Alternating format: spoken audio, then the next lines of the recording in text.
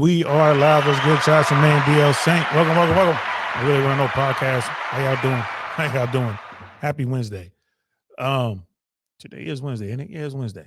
Happy Wednesday, guys. I have been busy Monday and Tuesday, getting ready for some stuff, just taking care of home business stuff. So sorry.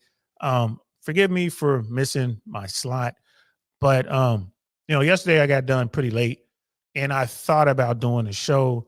But instead I spent all of last night just kind of watching all of the stuff that's going on with this, Madison Square Garden thing with Kill Tony and the effect that's had on this particular race. So we're going to talk about it.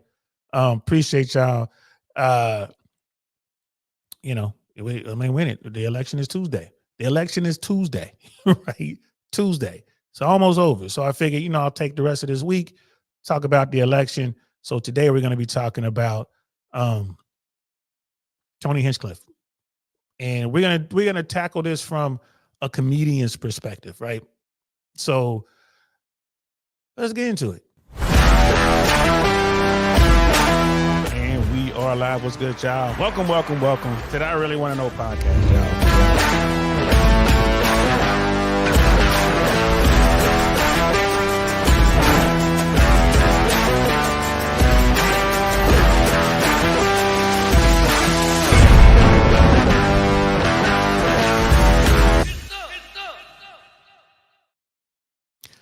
Get some indeed. So yeah, like you're looking at what's going on with this particular election. Razor thin is so close, man. It's so close. You can't afford any missteps. I talked about that earlier this week. Kind of talked about this thing with Kill Tony, and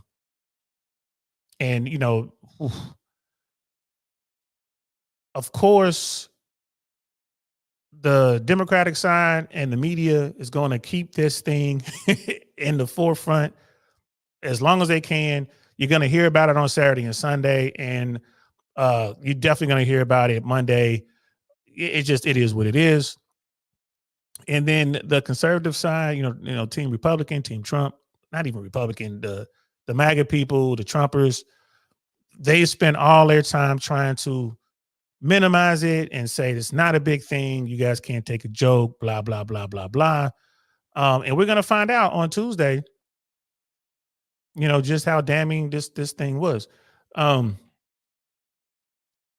So Joe Rogan actually spoke on the whole situation today. So one of his clips, I saw it and I was thinking, that's it. That's where I want to start. I want to start with Rogan talking about this. And you guys know, I'm a stand-up comedian, retired air traffic controller, but during my time as an air traffic controller, I was also a stand-up comedian. Tony Hinchcliffe, I knew dude when he first started.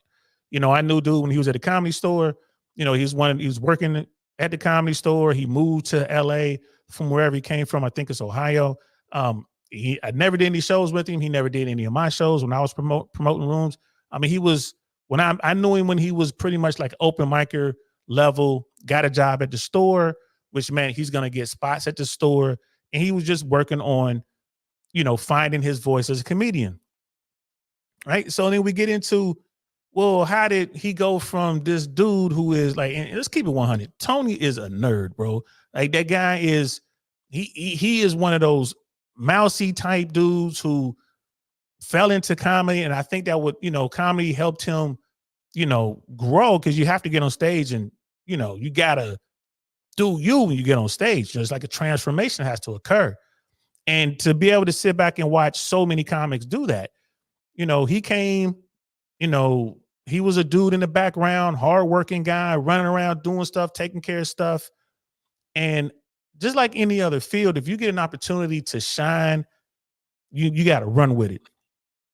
So back in the day, I can't remember what year this was, early 2000s, I would reckon, at the Comedy Store in LA, they began to do this comedy battle thing, kind of like a rap battle where you have two rappers battle rapping. It was the same thing with comics. And I think it started where they actually would rhyme. Like they would take whatever they're doing, they would kind of rhyme, just like 8 Mile type thing. They were doing this at the store. I remember up in the belly room, there was boy, a bunch of shows. They were like paying money. They had the thing, like a proper tournament kind of thing. Like, this person versus that person, they kind of move up. And if I'm not mistaken, there was a cash reward for the best of the best, whoever was the guy. And it turned out that guy was Tony Hinchcliffe. He became the dude that was like, he's so witty. He became like the battle comedian kind of thing. At least that's how I remember it. For those who are out there, man, correct me if I'm wrong.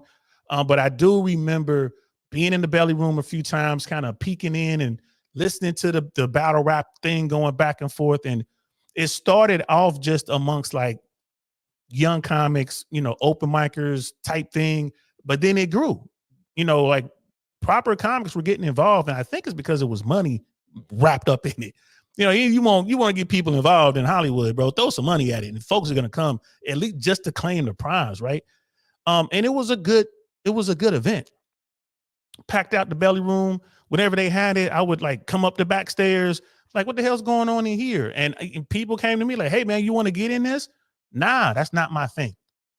I don't just call me a stand-up purist, right? I'm the guy. I love stand-up comedy. I love just going to the stage. It's you, a mic stand, microphone, and a stool, like a bar stool. And bro, you go up there and do your stand-up. I'm that guy. I love that form of stand-up comedy. I'm a purist. I don't like the other stuff. Right? I wasn't crazy about Last Comic Standing, like its first couple seasons where they had the comics going out here doing these stupid missions or whatever, because that was that form of TV. It was great for the comics who got involved because they were already established comics, and all they're doing is getting their name out there. And then eventually, Last Comic Standing just became about stand-up. That's like the later years of Last Comic Standing. I thought that was great. Because the first couple of years they were living in the house and the comics were like, they were trying to set up conflict between comics. And I said, okay, today we're going to go out and whoever could raise the most money, by being some sort of street entertainment, but you can't use jokes. You got to do something else. I mean, they were doing that the first couple of years. I ain't like that at all. But then it turned into the comedy competition that we all recognize now, where just comics come, they're telling jokes, they get through the audition phase, they tell their jokes, and then, the best person wins. I was cool with that. Right? I was cool with that. So back to Tony. Tony became the guy that was known for being the quick wit, funny, right? Here's this mousy, nerdy dude that no one really sees. And then all of a sudden, he takes the comedy store by storm. He comes in there and just rocks it. I mean, just like you heard him. Like he's just killing it. He was just killing it. And then I guess after that went down, I guess, sometime later, I don't know if it's a few months or something like that. That's when I began to see the Kill Tony brand, right? Again, you will see it in the belly room, and then it moved to like the main stage, I think at some point, but then it would go to other venues and it was like this Kill Tony thing. I'm like, okay, you know what I mean? Like, all right. Now I never went to any of the Kill Tony shows. I really didn't understand what they were doing until much later. And, once I figured it out, once I saw what they were doing, again, I'm like, I'm the stand-up dude. I'm the purist. I didn't like it. I don't like that. I don't like the idea of getting comics on stage and let some open micers come up, give them 1 minute or whatever, and then you just dump on them. I don't like that. Don't do that with people who are just trying to get their foot into the door. But the thing took off, right? It really took off. And I can remember like my last year or so in LA, just before I retired, I was kind of messing around still a little bit with comedy, but I wasn't taking it as serious as I was when I first met Tony, right? In fact, I would see Tony moving around and everyone's hollering his name. So now he goes from being like, just a hardworking, nerdy dude who's trying to figure it out to everybody knows him. Right now, I'm telling you, that's gonna mess with your head. Yeah, when you doing your thing, when you go from obscurity to being popular, it's gonna mess with your head. And Hollywood's one of those places, like if you a cool kid, the shit opens up for you. Right. So he went from just wearing like his little, dressing like a typical nerd to actually putting on gear. Like you'll see him wearing like name brand shit, nice leather jackets and stuff like that. And I remember one day I was on the patio, and this is at the Comedy Store, and this is when a Comedy Store had his resurgence and actually became a proper venue. Like before, like when we started, Comedy Store was like Fight Club. You don't believe me? Ask anybody who came up in that time. It was like Fight Club. It was some crazy shit going on in there. And then like when you're doing the open mic, right, and you're in the OR and you're on stage and you can't see anything, and you're walking around on stage, you think you might fall through the stage, right? Like things are just crazy. You can't see the audience. Like the lighting is crazy. It smells weird, right? But that's where we were. And I came up behind people like, Brett Ernst, Bobby Lee, Sebastian Maniscalco, those guys like Aaron, like who else was there? I said Aaron, Maz Jabrani was there, Aaron Cater, like it was just like Sarah Tiana, like I came up behind them. And at the Comedy Store, it's kind of like, you got your class. I was a class or two behind them. So I'm looking up to those guys. And then I'm out doing my thing. It was crazy, but it was fun. This is what we accepted. It was not PC. It was hard hitting, hardcore all the time. Like anything could happen. When you the Ding Dong Show, like for those who were around, like that stuff was crazy with what was it with Blue Isis or Isis Blue, God rest their soul. Boom Shakalaka. I understand he's passed away too. God rest his soul. It was so many. When you had Mickey and Gaylord Dingler, right? For anyone who was coming up back then, y'all know who I'm talking about, bro. Like those guys were there. You just never knew what was going to happen. Like it was Skippy Simon. Shout out to Skippy. You know what I mean? Like you just never knew what was going to happen. Crazy assortment of people. But it was fun. And that's, the Comedy Stores where I call that my comedic home. I had a great time. I had a great time. But anyway, that's the world in which we came. And then the Comedy Store got better. They came in with like proper management and stuff like that to hire folks, some serious-minded folks, and they turned it around. So I can remember the last few times I went to the Comedy Store, I was truly impressed with what was going on, and I didn't recognize everyone. It was so many new faces. You can see that people were coming up, and then of the newer faces, they knew who Tony was. Like Tony was the man. By this time, Kill Tony is popping. They want to do that show. Like he's out here doing this thing. He's tied in with Rogan.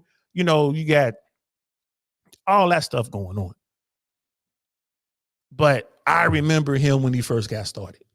Right. So when I see this and I'm, I just want to give you guys that frame of mind. Like I remember when dude first got started. Right. But his success is undeniable. And most people will point to that roast of Tom Brady. Great. Again, I'm not into that. There's only one real roaster who was just legendary at it. That's Don Wrinkles. Bro, the only one that comes close to Don Wrinkles, in my opinion, today would be a Bill Burr. Bill Burr really knows how to break your balls, bro, which is all Don Wrinkles was doing. But we're talking different eras and all that. We'll get into that a little bit later. But like, bro, outside of that, I just don't like the roasting thing. Hollywood went through that phase where it was all about roasting. It was this roast and that roast. We're going to roast this person and that person. And I was like, bro, first of all, I thought you had to be like legendary to even get a roast. But it got to a point where they were just roasting random people. Like, who cares about, Junebug over here? Like, come to the roast of Junebug. Like, who the hell is Junebug? Right. So that whole thing was like, it was like, it just was a phase, roasting. So you had this new thing. And of this new era of the roast comic in today's world, Tony Hinchcliffe was the guy. He was the guy. Right? Of the new people who are out there doing it, Kill Tony was the man. Now, can you compare Tony to someone like a Bill Burr? Absolutely not. There's videos out there of Bill Burr actually sitting on the stage for Kill Tony, and Bill Burr didn't like it. Bill Burr is, again, like a traditional comic. If I could speak for him, I would believe that he would agree when I was like, he is a stand-up. He is the guy, like I said, get on stage, got you a bar stool, mic stand, microphone, glass of water, or whatever it is you're drinking, and go up there as you against the world, do your bit. That's who Bill Burr is. And Bill Burr is like, bro, the only guy to my knowledge to ever roast a city. You know what I'm saying? The Philly, go back and watch the Philly thing, guys. Like, it's Bill Burr is the only, I would say, if you want to compare someone to Don Rickles, I think the only person that's in the public sphere that you can say comes close would be a Bill Burr. You don't believe me? Go listen to the clips. Go watch him on Breakfast Club. He was on Breakfast Club a couple months ago. Just, bro, it was like Charlamagne kept picking at him, and finally Bill Burr was like, oh, you picking at me? And then bam, Bill Burr has somebody go, they'll just go 100%. Like, I need my meds. Like, when people are afraid to interview Bill Burr, which I don't understand, Theo Von, Ethan Klein, like, go back and watch those videos. Like, they're afraid to talk to Bill Burr. That says a lot about those individuals. Bill Burr's just a solid dude. But anyway, Tony Hinchcliffe ain't in that realm.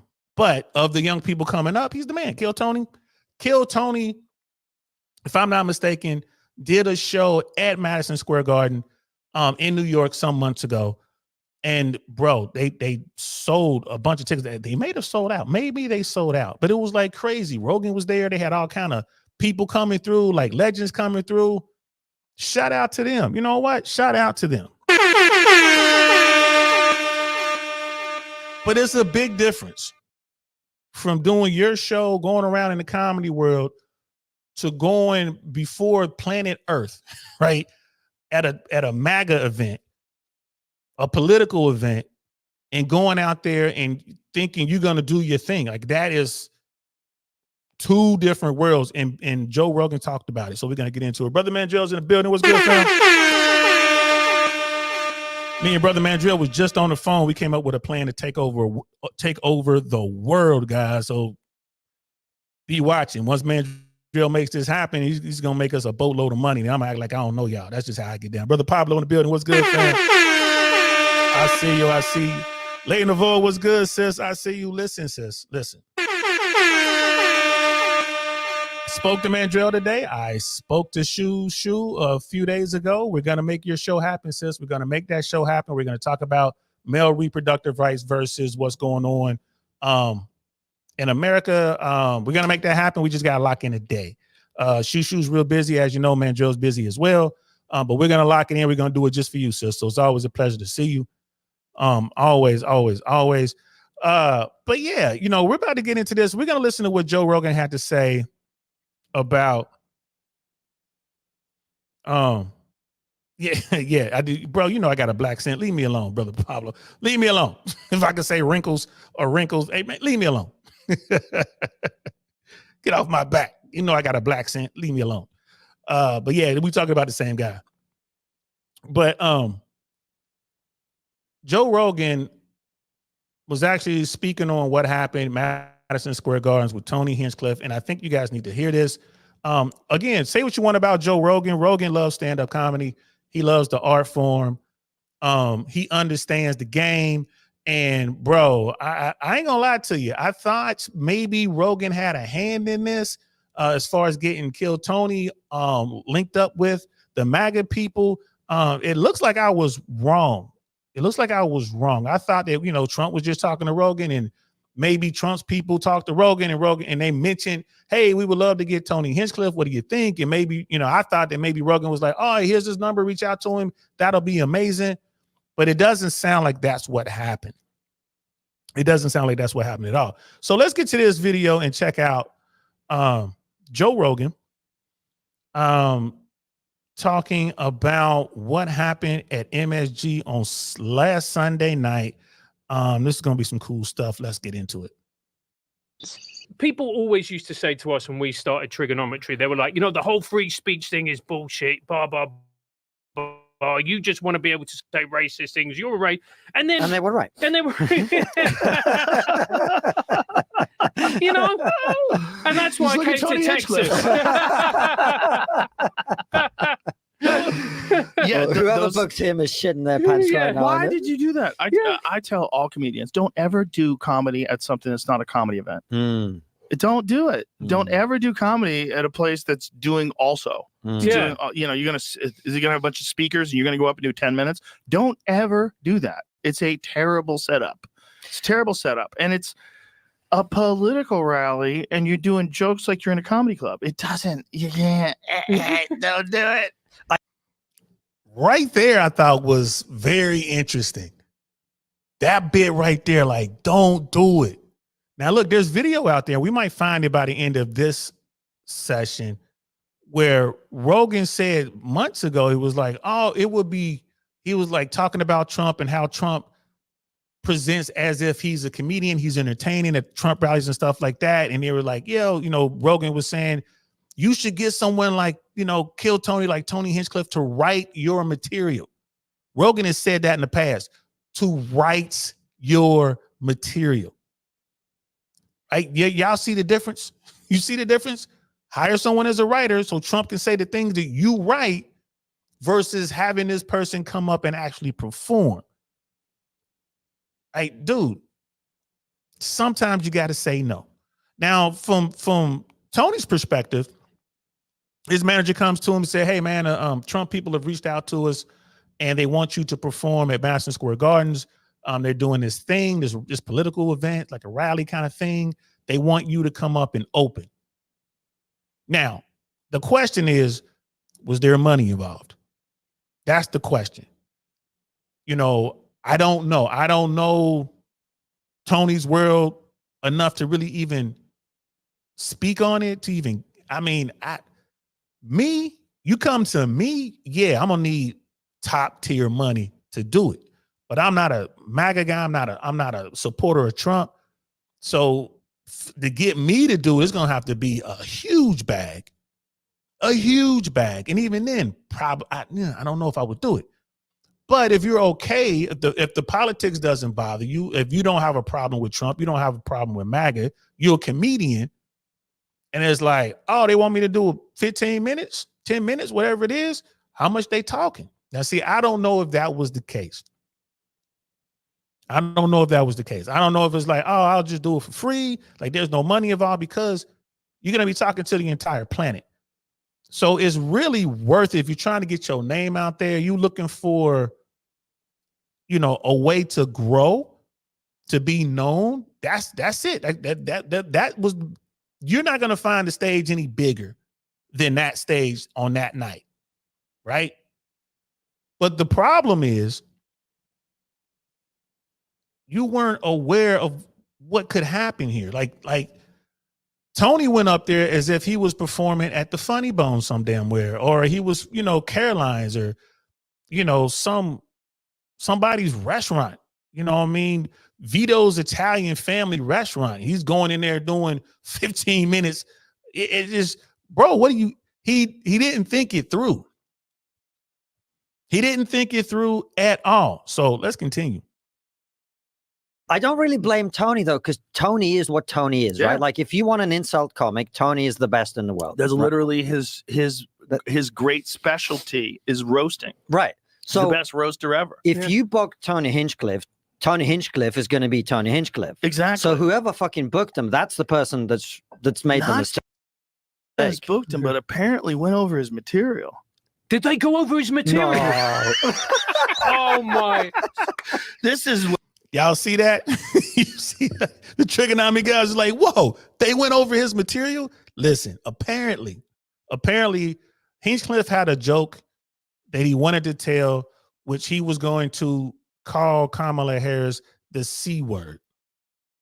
The C word that rhymes with punt, right? He was going to call her the C word. And they asked him to remove that from his bit. And then you have talking heads after this was all over. You had talking heads out there comment on that. Like, well, you asked him to remove that, but what about all this other stuff he said? And then the answer to that was, well, he went off script. He just ad-libbed that, which I don't believe. I don't believe that he ad-libbed that. I believe that they went through his entire bit and was cool with everything except for him calling her the C word, which, you know, that's a problem, right? That's a problem. Did you see that their eyes got just lit up? Like, what? They went through his material. What? They knew what he was going to do. Problem. Again, I agree with them, though, when they was like, this isn't on Tony Hinchcliffe. You hire this guy. This is what this guy does. And you don't, you know what I mean? You don't let him know what's going on. Like Team Harris had Beyonce come, and Beyonce said some words. She didn't sing. She didn't perform. She came. She said what she had to say, and she left. Tony Hinchcliffe could have came, did some self-deprecating stuff. Yeah, I don't know if you guys saw that belt buckle he had on. Like, Hinchcliffe, shows up. He could talk about his belt buckle. He could talk about how out of place he is. He was talking about having to perform after the national anthem. He could have made fun of the people wearing American flag clothes, and he could have said this and that and been done. He could have just roasted the people lightly, had some fun, and then that's it. That's your job. You just were here to open it up, get people laughing, get people loose. But he came with the stuff that he came with. Listen to what Rogan has to say about that. What I've read on the internet, so it must be true. In the words of Donald Trump, someone's getting fired, man. I gotta tell you, that joke kills at comedy clubs. I don't like the joke, but it kills. And I said to him, it's just like, if you're Puerto Rican and you hear that in the audience, like, oh, but it's a funny joke. Yeah. The joke does well. But I said to him, I go, dude, that's the one that's gonna get you stabbed. Really? Yeah. Yes. And he used to talk about it on stage, saying, Joe Rogan always says that's the one's gonna get me stabbed. Like, wow. Which is so crazy. Yeah. I think he'd pick stabbed at this point, given the shit that's going down. I think it'll blow over, just like all these things do. Yeah, and there's people that are always going to hate someone like Tony, and it's going to make other people love him more. It's just like he's going through it right now. Yeah. So, again, in a comedy club, you're gonna use that bit depending on when you drop it in your set. Like, I wouldn't open with it.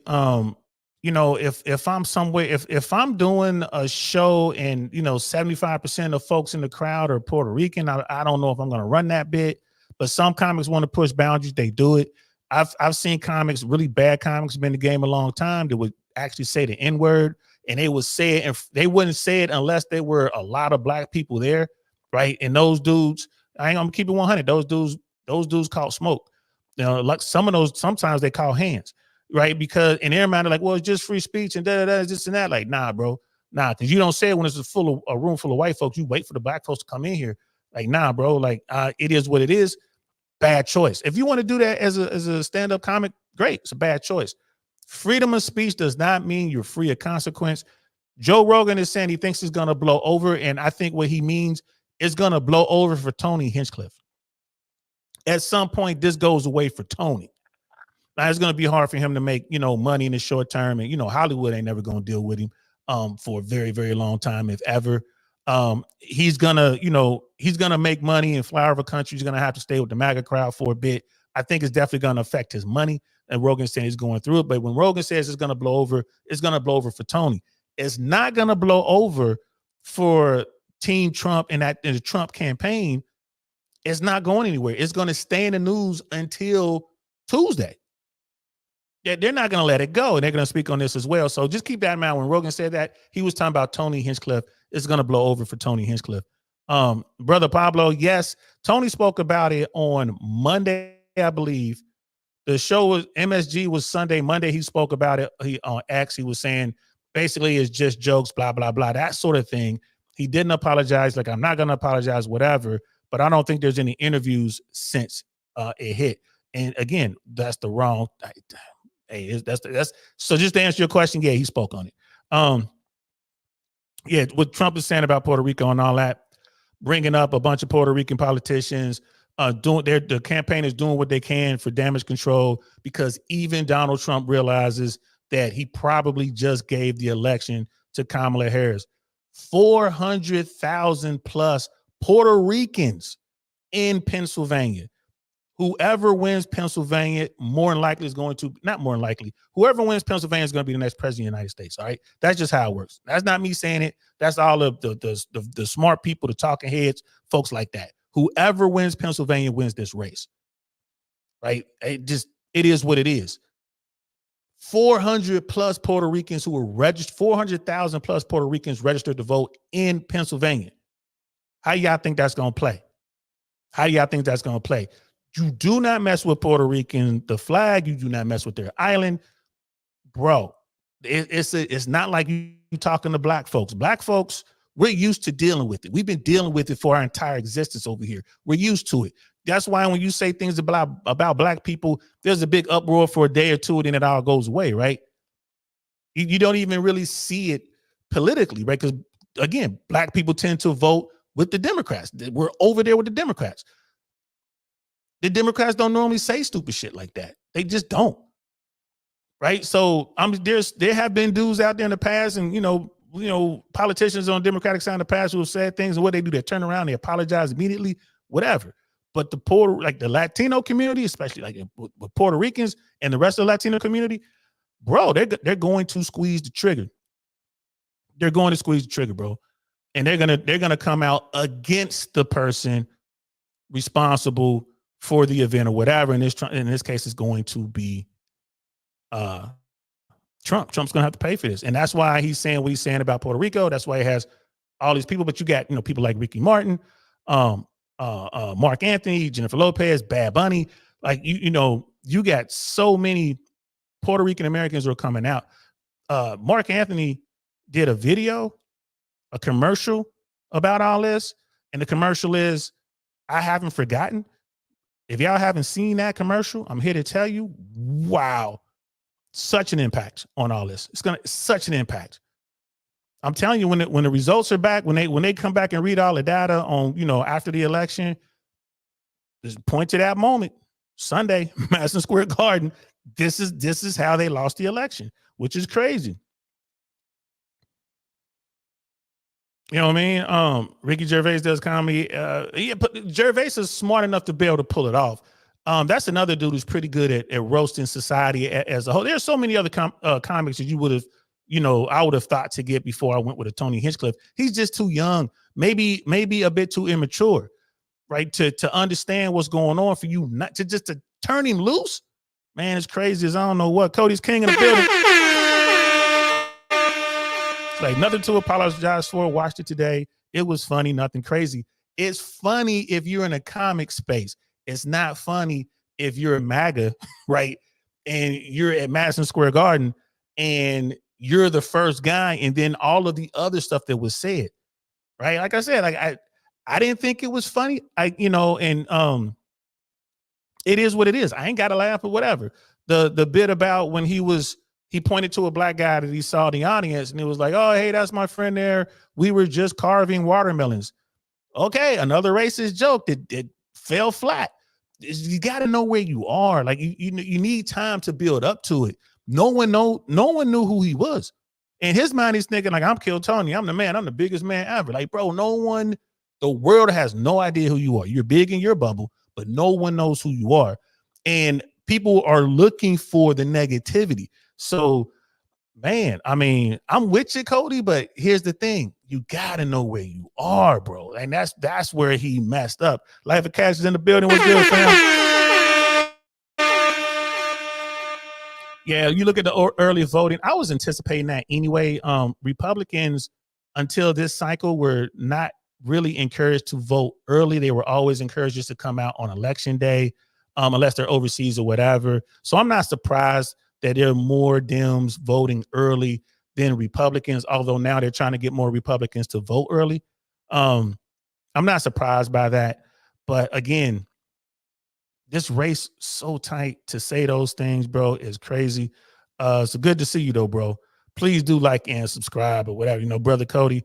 And look, Cody liked that joke. I'm telling you, it's a lot of people that didn't. It's a lot of people that didn't.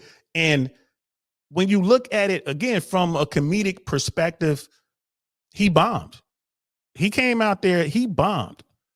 And that performance is going to be legendary because people are going to be people are already pointing to that and saying Trump is going to lose this election now because of this performance. And that's going to be, I mean, bro, it's going to go down in history as this comic bomb so hard that he changed American history. You know what I mean? Like, it is what it is. Bro, you can spend that into some dollars down the road, but MAGA people going to be mad at him for a long time. Yeah, Trump is not going to apologize, bro. And it's too late now anyway. If Trump was going to apologize, he would have had to come out right after his campaign began to distance themselves from the comments. Trump didn't. And instead, Trump said, well, I don't know anything about it. I don't know who dude is. It is what it is. Like, people are so sensitive. Yeah, bro, in the political arena, when you're talking about, again, you're talking about a party that, bro, people don't like the MAGA movement, man. It's a lot of people. So when you know that's what you up against, you got to be on your tippy toes, especially Sunday. Bro, like I said, if the race were last Saturday, insanely close, too close to call, but I would have said advantage Trump. After the MSG thing, now if the election were tomorrow, absolutely advantage Harris. And then when you look again, people are sensitive, bro. I'm gonna give you that. People are sensitive. As a comedian, I know that. I can't tell you how many times I had people come up on me because they didn't like a particular joke that I made on stage or whatever. It is what it is. It's part of the game. But if you had me at a political event or, you know, or a church event, could you imagine if someone paid me to come to a church event or like an event that took place, someone's christening or baptism or whatever at a church? I come into the church and I start doing the most vulgar material that I have. I'm talking about, you know, I got a bit about runaway slaves, like playing, it's a sex game, runaway slaves. I got a bit about that. I got a bit about, you know, banging old ladies, old white ladies. Bro, could you imagine if I did that? They bring me to a Catholic church and that's the routine I do. That's my 10 minutes. You know what I mean? Me talking about my you know what I mean, my BBD. You know what I mean? Going up into some cougar. Could you imagine? You got to know the audience. That's what I'm saying. Are people like sensitive? Yeah. Yeah. Go in there, be professional and understand that. You know, don't be the one that causes a problem. But you're right, Paulie. I mean, it just, that's part of the game. And I think that your man, Tony Hinchcliffe, he just, I think that's where the immaturity came in. Maybe he was like too big on himself, coming off the Tom Brady thing. I'm the man. Y'all want me, blah, blah, blah. And add to that, the Trump people read his bit. Hey, let me see what you're gonna do, Tony. Here it is. Okay, yeah, don't say the thing about the C word, but everything else is money. He's like, I got these people. This is what they want. God knows what they were saying backstage. That's another aspect of this. What were they saying backstage? What was he hearing while he was in the green room or whatever getting ready? What was he hearing? Right? So it's a lot, you know, and it's like, bro, he fucked it up, man. Joe Cool in the building. What's good, fam? Always a pleasure to see you, man. Yeah, you're right. People who want to be offended will be offended, but you get, like I said, you just have to take into consideration where you're going and where you're performing. You know, when you do show, again, I put all this on the Trump campaign. If you want to bring a comedian to your event, you got to put in the contract that this is a clean show. He didn't say any curse words, I don't think. Maybe he did, but this is a clean show. We don't want anything vulgar. You need to really be on top of it. You're bringing in a roast comic who is, yeah, maybe one of the best to do it in today's world, but he's not legendary. Like I said, you're not bringing in, you know, Bill Burr or Don Wrinkles. Now Pablo got me worried about how I'm pronouncing the name, but I mean, it is what it is. Nah, bro, you don't. I mean, it was crazy enough. And the thing is what happened there is, like I said in the video earlier this week, bro. Team Trump. It's like an American football game. It's the fourth quarter. It's like less than 5 minutes left. Team Trump is up by 3 points, and they got the ball and they're driving. Right, they're driving. They're in their territory. Then all of a sudden they throw an interception. Right, Team Harris intercepts the ball. A pass that shouldn't have been thrown, right? It's just like you're trying to make something happen. You don't need to do it. You're doing too much. You throw a crazy pass, bam, intercepted, pick 6. They run it all the way back for a score. That's what we're looking at right here. That's where they messed up. That's where they messed up. And it's just one of those things, bro. Now, instead of controlling the clock, running the clock down, making the other team use their timeouts, protecting that 3-point lead and possibly scoring, now you down 4. You down 4. You got to score a touchdown with probably less than 3 minutes left. You got to score a touchdown. So, I think they're just not going to have enough time to bounce back. Like the MAGA people, the Trump people, they're known for these type missteps. They do it all the time. Trump is just who Trump is. Again, this isn't going to affect the people who are down with MAGA, right? This isn't going to affect those Republicans who are voting for Trump. This isn't going to affect those people who are voting against Trump. Those, it's kind of like 45-45. It's that 10% out there that both campaigns are fighting to get those votes. That's what's going to win the election. You don't want to throw a pick 6 and give Pennsylvania to the other team. And that's what they did, bro. That's what they did. Yeah, and that is so crazy. They told him not to use that joke. But, they didn't, but they were okay with the rest of the stuff. And the other team is coming after you. This is the political game. This is the political game.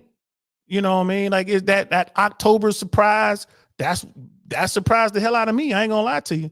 Let's get back to the video. Let's listen to what these brothers have to say. Yeah. He's going through the storm. As somebody who, has wound up, who winds people up. We've wound people up on our time. Yeah, you guys are winders. We get called something beginning with W, mate. Yeah. Oh, well, you guys, that's a negative over there, wanker. You can call someone a wanker here, and it's just like, yeah, sure. It's like calling him a cracker. Yeah. It doesn't really work. But when I saw what Tony did, I went, all right, mate, you're in a different league now to me. That is another level. Yeah, Obama was quoting his bit, but he's quoting it like it was a statement. Yeah. Right. Which is really fucked up. He was quoting it like he was saying someone called Puerto Rico an island of garbage. But that's a joke. That's like going to a Quentin Tarantino movie. And then the man killed that woman. Like, he didn't really kill that woman. That's like a doll. Yeah. This is a movie. No one died. Everyone's fine. They all like each other. But if you give them ammunition. Yeah, it's the problem. We were discussing this in the bathroom. Like, it's like, that's their job. That's what they have to do. They got to do it. That's their job. You give them ammunition, they're going to use it. Of course they're going to do it. That's what they do. Like, you can't assume they're going to be a good person and not use it in this critical moment. How many days are we? Like 8 days before the election? That's crazy. That's so soon. Of course, you're going to use everything. I'd use it too. But you know what? It nicely encapsulates modern politics because it's a storm about nothing. It's a storm about a joke at a rally. And actually, everybody's focusing on that instead of the huge problems that America has, which we all need to be discussing, and we need to. I get where he's coming from, but it's a storm about a comedian who called a very important political demographic garbage. He said that their island is floating garbage. You don't say that. You don't say that and think it's gonna be all good. You don't. You don't. Like, bro, like that, it's like, all right, of all groups right now to pick on, and they did it in New York. Like, you doing it like is this Puerto Rico, and then there's, they call the Puerto Ricans in New York New Ricans. Like, it's like the Mecca, right? And then outside of that, I think Pennsylvania is like the second or third largest concentration of Puerto Ricans, and you need Pennsylvania. Again, this is what the Trump people should have said. Yo, man, I know we're looking at your thing. We're looking at this Puerto Rico joke. Hey, man, we really need the Puerto Ricans to help us win this election. So how about you don't say this either? Take out the thing about calling, Kamala the C word. Take that out. Okay, we see the joke in here about carving watermelons with your black friend. Okay, keep that in there. Like, even I think that's, okay. But again, like, we're not worried about the black vote that much. But we are really worried about the Latino vote, in particular the Puerto Rican vote. But no one did that. No one did that. Brother Don 007 in the building. It's good. He's like, yeah, that was the Seahawks, bro. That's like everybody. Like, bro, the one worse than the Seahawks one, man, was Washington and Chicago, man. Washington won on a Hail Mary, no time left on the clock, bro. Go back and watch that. Oh my God, bro. It is just crazy. But yeah, man, it's you know, it is what it is, man. Like that October surprise came late. And as far as Team Trump goes, man, they really blew it, man. They really blew it. Don't take my word for it. As Megyn Kelly. Megyn Kelly talks about it. We're going to talk about this tomorrow, talking about the female vote. Megyn Kelly said it. Megyn. And she used very, very plain, easy to understand English. Like she made it clear.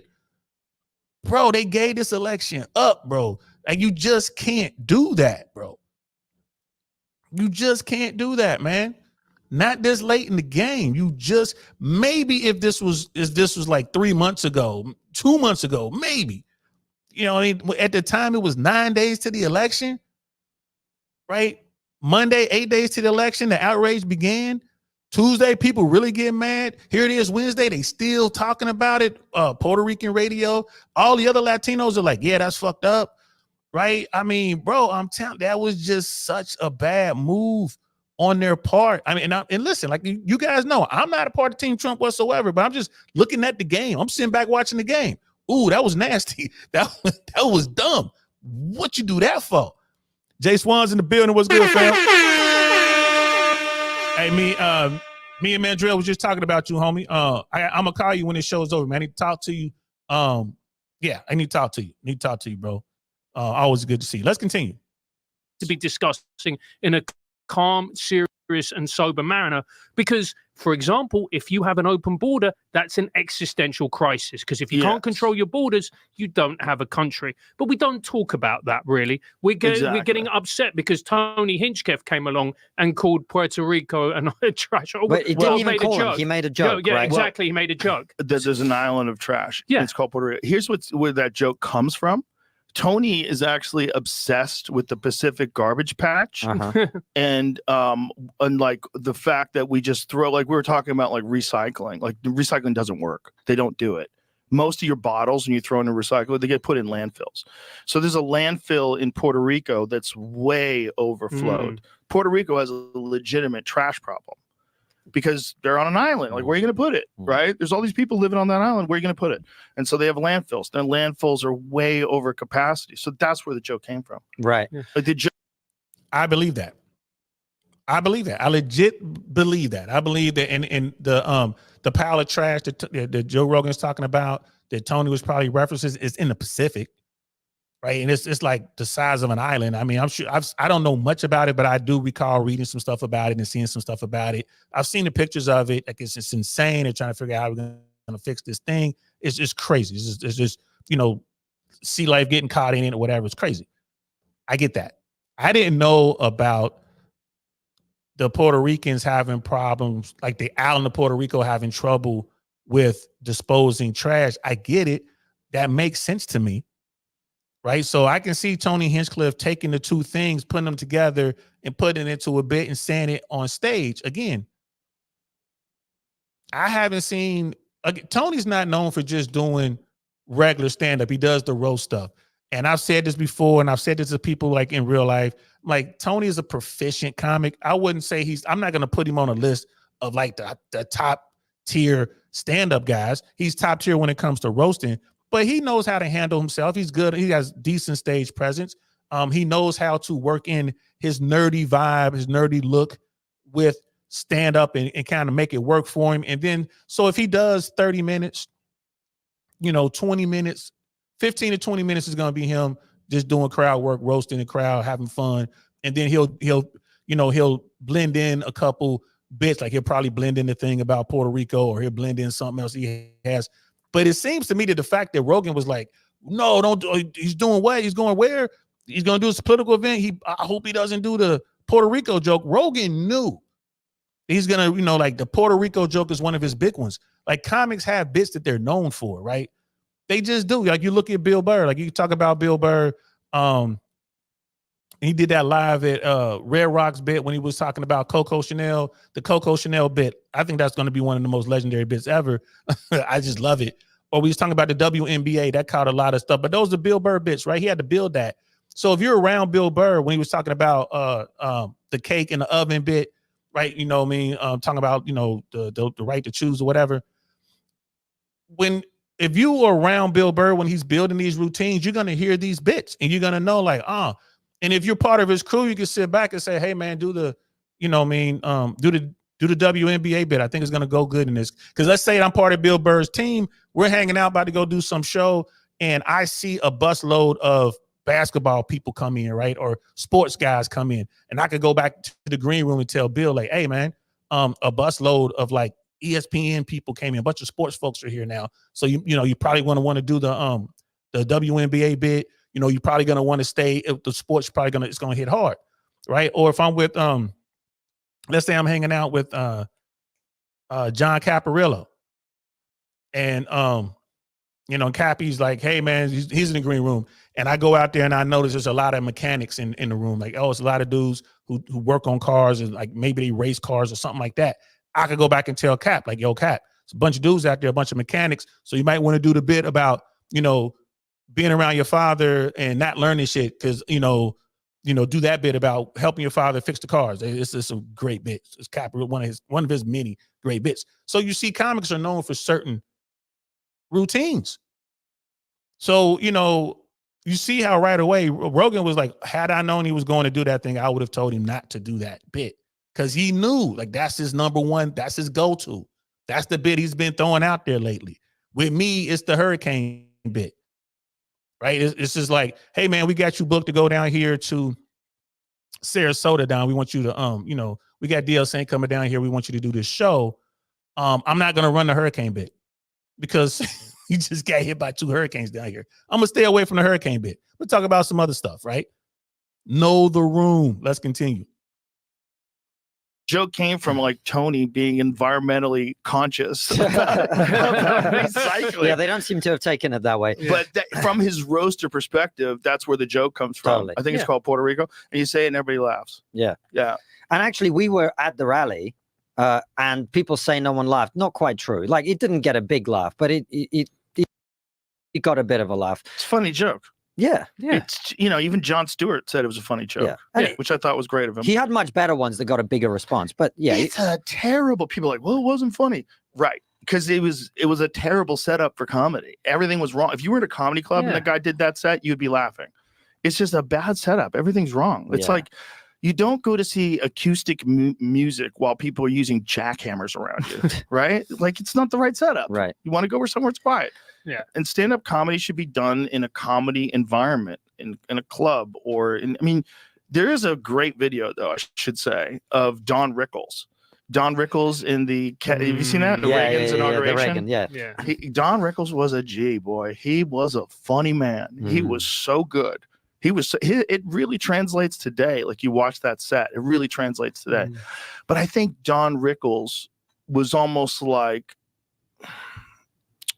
he was in this category of ultra famous comedian, right? He was in this Dave Chappelle type category where just seeing Don Rickles, all of a sudden it was a comedy show. Like, oh my God, Don Rickles is here. Tony Hinchcliffe does not have that, right? If Dave Chappelle went up and did 10 minutes in front of Donald Trump or 10 minutes in front of Kamala Harris, that's a different thing. Because it's like, he's a cultural icon and you immediately go into stand-up comedy mode. Like, oh shit, Chappelle's here, right? That's what Don Rickles had with Reagan. Tony doesn't have that. It's a bad. So now do you see how it works, man? It is the way of comedy. Immediately, and we have the video. I'm gonna show you guys the video from the Don Rickles 1985 presidential inauguration of Ronald Reagan. We got it. We're gonna show it, but it was, and I got it from PBD Valuetainment because they brought this up and they actually showed the video. And Vinny Oshana, which a good comic, you know, Vinny was one of the best comics working out there. He's made this pivot to radical politics. I don't know how that has affected his comedy career. I think it probably did hurt his comedy career a little bit. But I haven't seen Vinny perform in a minute. So, but Vinny, one hell of a guy. He brought it up. They showed the video. But to sit there and try to compare a Tony Hinchcliffe to Wrinkles, it's not going. He is the GOAT. He is the greatest of all time when it comes to that sort of thing. That's like you being the best basketball player in your church league and you trying to compare yourself to Jordan. Like, bro, it just, I'm sorry. Like, Hinchcliffe ain't nowhere near that. I mean, and there is no world in which Tony Hinchcliffe is at that level. There, like I said, there's only one comic that I can think of that even you can even begin to have a conversation with. That's Bill Burr, and he is so far away from it. Right? Like it's just, bro. People just got to understand. Yeah, he did think it was gonna kill, bro. he thought he was gonna just blow the room up, and he just ate shit, which comics do. That's what comics do, guys. I'm not mad at him for bombing, right? But it's just, again, if you want to be mad at anybody, you got to be mad at the Trump people for not knowing what he's going to do. Bad thing to do. The whole thing's bad. It's like doing a bachelor party. Like when you have to do comedy at bachelor parties, it's like they want whores and cocaine. Why is this guy telling jokes? But it's just a bad environment. It's a bad environment for comedy. And you know, that joke, I would have told him, don't you fucking dare do that joke. I never like sat down with him. I didn't know what bits he was going to do, but then I heard he did that joke. I was like, oh Jesus, Tony, here it comes. I think there are comedians probably who, I think Tony's the wrong type of comedian for that environment. If you had someone 100%. come in who wasn't a roast comedian, who actually made everyone feel good and like, you know who clean could do it and just talk about cultural issues and get everybody to laugh is Jimmy Dore. Jimmy Dore is really good at that. He could do something like that because he's so knowledgeable when it comes to politics. He could bridge the gaps between humor and fact and reality and what we're up against. He could do that. But it's not Tony's wheelhouse, man. Tony's just talking shit about people's clothes and stuff. Like, exactly. And Tony should have started by talking about his own clothes. And bro, I'm here to tell you that the video of Trump going to Puerto Rico and throwing paper towels at people is out there now. It's out there. It's in that Ricky Martin. It's in that Mark Anthony commercial. Bro, the name of that commercial is I Remember. Man, all that's coming back now. All that's coming back. Now, you know, Trump didn't want to fund the relief efforts when they had, what was it? Was it Hurricane Gloria, I think, that devastated Puerto Rico? All that's coming back now. None of this would have been talked about. Right? None of this would be talked about right now if this thing at Madison Square Garden hadn't occurred. This is the problem. This is the pick. This is what I'm talking about. And yeah, they still mad, bro. They big mad, bro. They big mad. They are mad. And it takes time. So the time it takes for them to like the thing happen and they start getting upset, right? It takes time. And it popped off 9 days before the election, right? The next day, 8 days before the election, they starting to get mad. Where we at now? We're 6 days to the election. Is that where we at right now? Is it 6 or 5 days to election, something like that?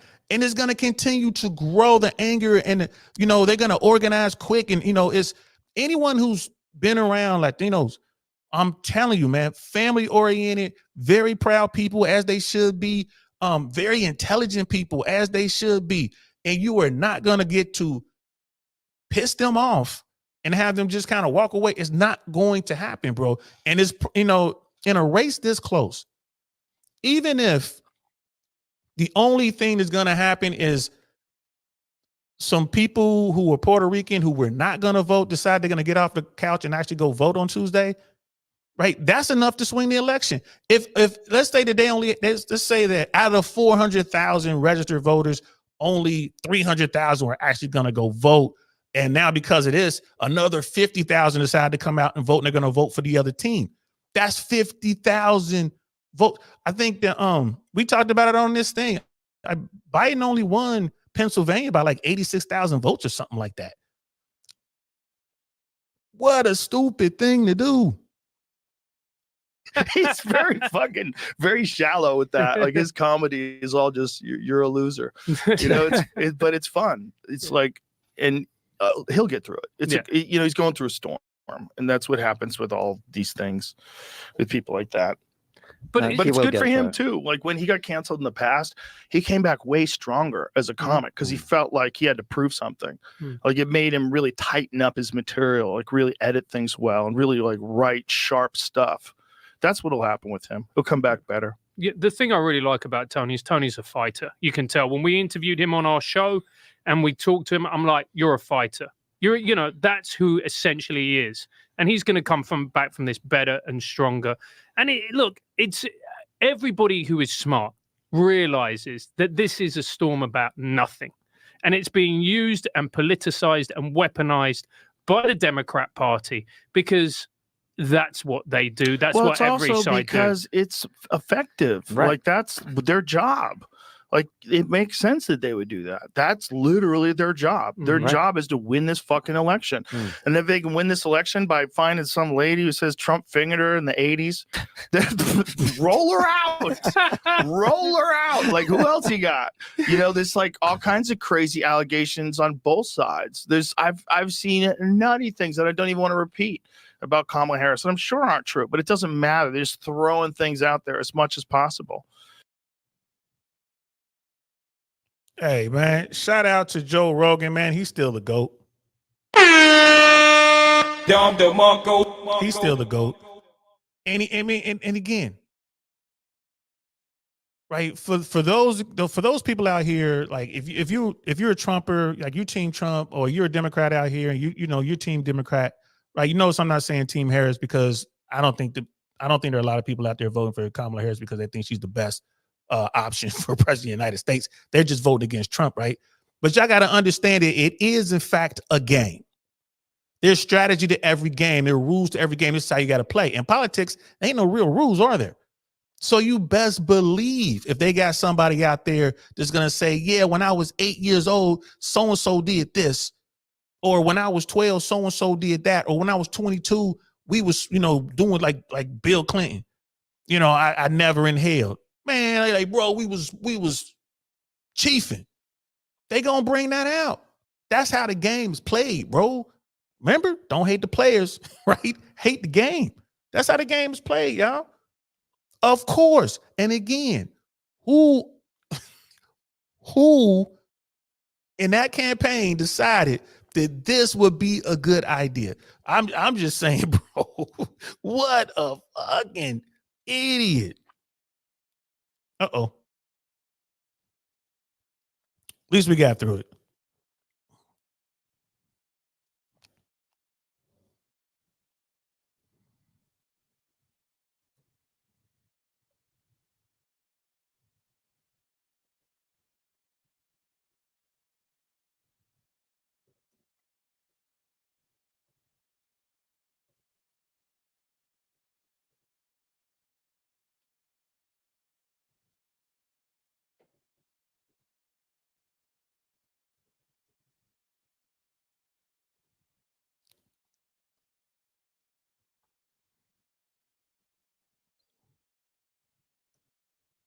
So listen, guys, they're doing a thing, suspended.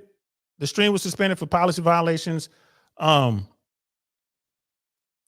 think they might let me come back. This happened before when I was talking about some stuff. I think the AI does this, and then humans look at it, and then they'll allow you to continue. And then what they'll do is they'll edit this part out, and it continues. That's why I'm talking now as if you can hear me.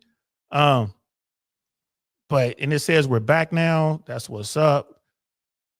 So yeah, guys, I continued to talk as we were going on. And it's probably because it was Rogan. I don't think we're gonna have a problem with the next one, but we're gonna show that video, that clip from the 1985 inauguration for Ronald Reagan. Don Wrinkles was on there.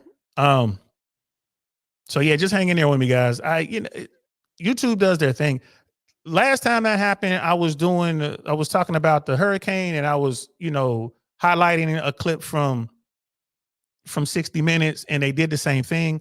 And then I went back and I watched it, and they edited out the part where they suspended the stream, and it they just connected everything together. So I'm hoping they do the same thing with this one.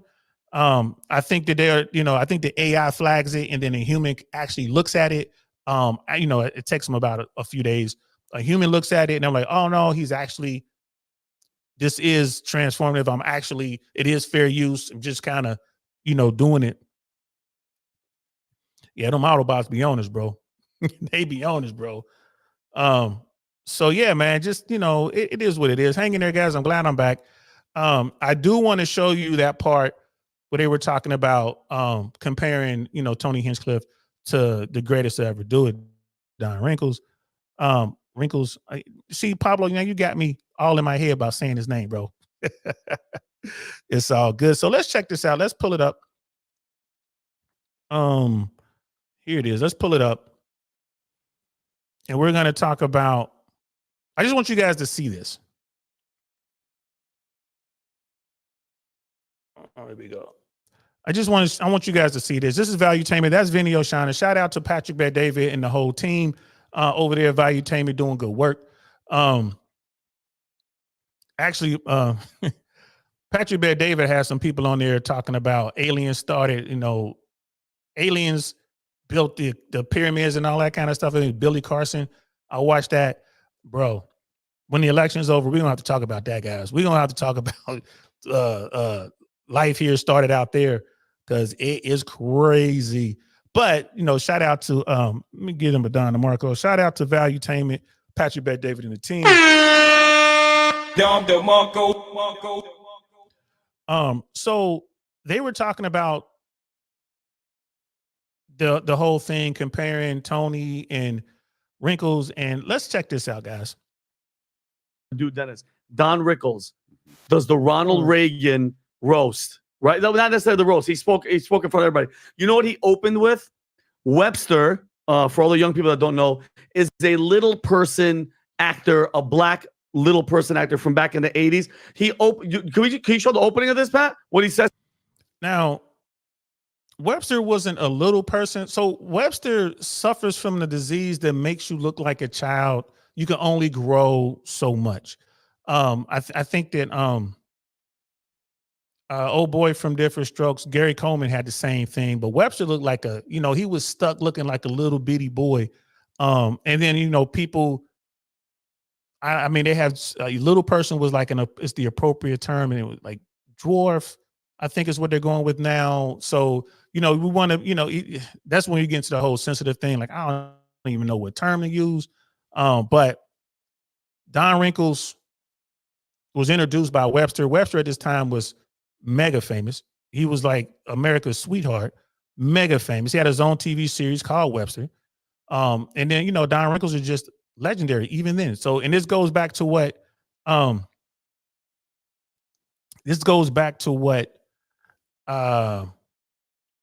Joe Rogan was saying, how you get someone who's so mega big, like Chappelle or someone like that, when they show up, they know it's comedy. Doesn't matter what venue you in, it is what it is. So let's check this part out.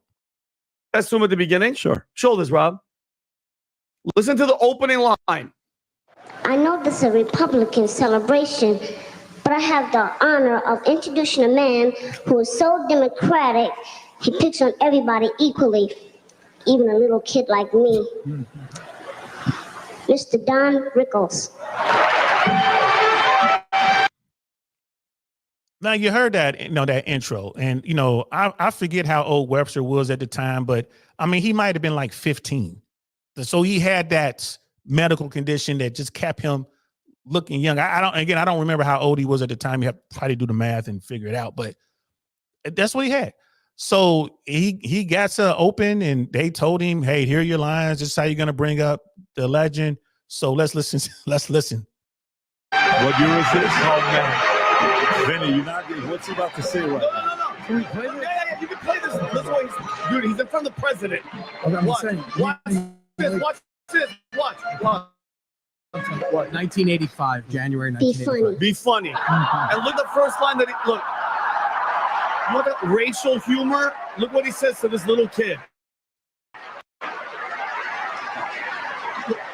think he was Listen, 22 years old. First black kid I ever saw that'll definitely never play basketball. Right, so that's how I started. First black kid I ever saw that never played basketball. That's what the GOAT said. Here's the thing. He could have said anything.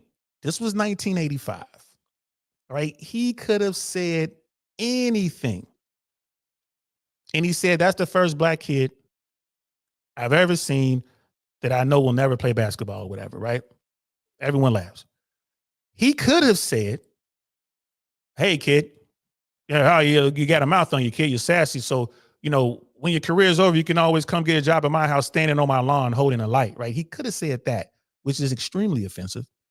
And in 1985, you guys don't know what I'm talking about, but there used to be like people have gnomes on their yard now, but back then, people had these statues that would stand there and they were like holding out one hand. They're wearing a jockey, like a jockey uniform with the little hat, and they're holding like a lantern or something like that. That was in like all the nice neighborhoods. And then they made them in white and they made them in black, as far as like a white person and a black person holding the thing. And when you went to the nice neighborhoods, they always had the black version. It was never the white version, right? Every now and then, like in the nice, the well-to-do black neighborhoods, you might have a white one there, but the vast majority, bro, and like I said, he could have said that. People would have laughed. It's 1985. No one would have cared, but he didn't. He went with, that's the only black kid I've ever seen that I know is not going to play basketball. Funny, it works. And then he went on to do whatever he's doing. He's performing in front of the president of the United States at the time, Ronald Reagan. And even Patrick Bet-David went on to say, like, hey, man, it's a different era. Like, you can't, it's not the same. So everyone was pointing to that, and they were saying what Kill Tony said wasn't that bad. It's not. It was, bro, it's not the same. It's a different era. And you're comparing him to the greatest that ever did it. And it was like, yeah, the hate jokes make just as bad for him. But back in 1985, bro, that was as tame as you could get. As tame as you can get, bro. Take it from someone who lived through the 80s. Bro, that was tame. Right? So we're going to wind this up with, there's one other video. This is Ty Rivera, comedian. It's a guy I knew. I knew Ty when, Ty was doing stand-up. He started a little bit before me. He might have been in class right before me. Ty's performed with me. I've been on the same stage with this brother. He's come perform at my shows when I was doing my thing in LA, promoting and stuff like that. Ty, who knows Tony way better than I do. Ty like came up with Tony a little bit. Way better than I do. He spoke on this, and I wanted to get a little bit of what he was talking about, again, from a professional standpoint. So you heard what Rogan had to say. You guys heard what I had to say. Now we're gonna look at Ty. And when you look at Ty, right? Ty is LGBTQ, right? He is, bro, a funny comic who happens to be gay. He's not a gay comic. There's a big difference there. Ty was in the trenches with the rest of us. Ty wasn't looking for any shortcuts. He came out and he worked his material and became who he is today. Now, of course, when I was working with Ty, he didn't have all of the piercings. He didn't have all of those tattoos. When I met him, he didn't have all those tattoos. When I knew him, but it's been years since I've seen Ty. I haven't spoken to him. Well, I DM'd him a couple days ago when I found his page. I'm like, hey man, I found your page, bro. I dig it. Keep doing what you're doing, kind of thing. But I haven't spoken to Ty, man, and gosh, bro, it had to be over 15 years. I don't think I've talked to Ty since my daughter's been alive, since my daughter was born. Maybe I bumped into him once or twice, but I don't think so. I don't think I've seen. I don't think I've bumped in or worked. I certainly haven't worked with him since before 2009, because that's when I left LA to go to Miami. So anyway, let's listen to what Ty has to say about Tony, because what he was saying makes a lot of sense. And again, this is getting it from the perspective from a professional comic who's done the work, who has come up, right? And they know the technical side of it. Joe Rogan said what he had to say. Joe Rogan's at the top. Let's talk to a person who's in the trenches, someone who understands the game just as well as Joe does. perhaps even better because Joe and Tony, you know, they're at a level financially where they, you know, you forget about the trenches. If you haven't been in the trenches, you forget about it, right? So let's check it out. Now let's get into the performance itself. This is a good time for me to tell you guys to like, comment, and subscribe. Also, if you want to comment, but you don't know what to comment, just leave something like, "Are you out of your mind?" or some variation of that. Because if you watch this channel, you know that the answer to that is yes. But I need to keep people wondering. So they're like, is he out of his mind? Why are they asking him if he's out of his mind? And the answer is because they know that I'm out of my mind. In this first clip I'm going to play, it's a little bit of a preamble, like Tony talking about where he started and the fact that he's here now. And so let's watch that really quick, and I'll tell you guys the way that I think this went down. Wow, isn't this special? 17 years ago, I was sleeping in my car behind the Comedy Store in LA, and I'm proud to say this is my 4th time performing at Madison Square Garden, the most famous arena in the damn world. The American dream alive and well right here. This is very different than where I'm used to performing, though. I'm used to nighttime with people drinking, not so many babies in the crowd, and people that are obviously only here for Lee Greenwood tonight. Okay, so I'm going to make an observation really quick that's kind of inside baseball, but it'll let you guys know kind of what's going on. I think. Now, I just want to stop Ty there just real quick because he's about to drop some real truth bombs. I think it was cool that Tony came out. That was his first couple, like his first few seconds, first minute or so. What he said, I think that was on brand for where he was. Okay, that's cool. Hey man, American dream. I was living in my car behind a Comedy Store. He ain't lying. A lot of comics move to LA and they live in their car. Those who are lucky enough to have a car. A lot of those people are like sleeping, you know, on the sofa somewhere, they couch surfing, or they're sleeping under the stars, bro. Like when I moved to LA, when I became an air traffic controller, I didn't have a place to stay. I was prepared to sleep under the stars. Didn't care. All I knew is like, well, all I need is like maybe a month and then the money will start flowing. I'm good. But fortunately, I have friends who were able to help me. And then I had some people that I work with that I just met that, you know, they're lifelong friends now that opened their home to me and helped me out for that first 3 to 4 weeks. So I didn't have to sleep under the stars, but I would have. Something like that happens all the time. LA has always been expensive. I think it always will. So I think that was cool that Tony came out. He's like, and like he said, he's done Madison Square Gardens. Kill Tony has been at Madison Square Gardens, his show, and they did well, from what I understand. I don't know if they sold out, but I know I'm pretty sure that they did well. So let's continue. I think he mentioned the babies and Lee Greenwood and that part because what I would imagine happened is when he goes to the Comedy Store, or he's performing here in Austin, or he's doing one of his Kill Tony shows, he usually comes out with a lot of bravado. So he will come out and do the like, everybody praise me, sort of like a pro wrestler type thing. And then he'll do like the congratulating, like he really plays it up. But what I would imagine happened was he got on that stage. Not a lot of people knew who he was because they're there for a Trump rally, and there probably isn't a lot of crossover. I'm sure there's some because with him being part of the Rogan sphere, as they would say it, I'm sure that there were some crossover as far as that goes, but it's not probably going to be the kind of audience that's just going to go crazy for Tony Hinchcliffe. And so what probably happened was he realized that he wasn't getting the reaction that he thought he was going to get. Because if you notice, when he mentioned all the things that this is not like his usual performance, whenever you see a comedian do that, just know that that comedian is trying to give you excuses for why he or she may not do that well. And that is a fact. That is a fact. The coming out doing all this and yeah, I'm the man. Like he's seen that coming up. Sam Tripoli, whenever Sam Tripoli would take the stage, he would walk up from the back of the audience and he's like, you know, giving everybody's high five, like, hey, hey. I saw Sam Tripoli do that the first time. I'm like, man, that's fire right there. That's fire. That is fire. And I've tried it a couple times, but I never stuck with it. But it instantly gets people into it. He's just walking up, high-fiving folks. Get on stage, high-five the people who are closer to the stage if you can. So I'm pretty sure Tony saw the same thing. We came up in the same era, comedy-wise. I'm pretty sure he saw the same thing. And if you was to sit down and ask, he probably was like, yeah, you know, Sam Tripoli will come out. And I saw that. I thought that was pretty cool. He's not the only one. There's so many comics who just, that was part of their ice breaking, you know, moving to the stage, part of their stage performance, commanding the room.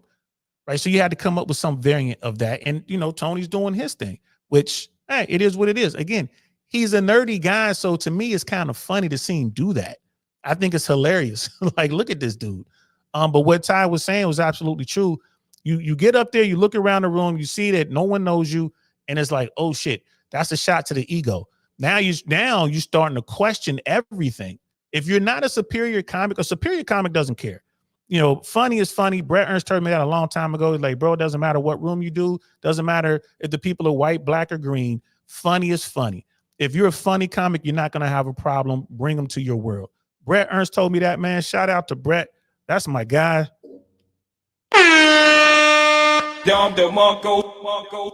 And you know what? He was right.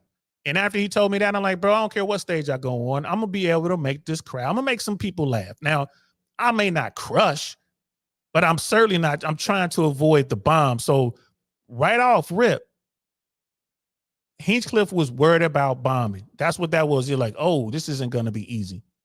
That's something I can tell you from experience. But what I think he should have done with that time is instead, I think he should have said something fun, like, just to be clear, President Trump nor any of his campaign actually knows or has approved any of the jokes that I'm about to do. My views do not reflect the views of Donald Trump or the Trump campaign. Donald Trump just so much believes in free speech that they did not ask me to have any of this approved. That's what I would have said, just to let the campaign off the hook, especially if I knew I was going to do something like what Tony ended up doing. Because if you notice, this isn't like an off-the-cuff set, nor would I expect it to be. So knowing what you're about to do, and you're going to say some things that might reflect poorly on the campaign, I think he should have made some sort of disclaimer like that. So yet again, another comic was like, hey, bro, what were you thinking? You didn't read this room at all. It makes me wonder, what did they tell Tony? Right. And to Jay Swan's point, like, he thought he was gonna kill. And I said it earlier, what was he hearing backstage? This is why you can't surround yourself with yes people. You got to have real people around you. Like, he should have been on the phone with Rogan, like, yo, like, Rogan, I'm doing this thing. And Rogan would have, first thing he would have said, like, don't do the Cuba joke. Correction, don't do the Puerto Rico trash joke.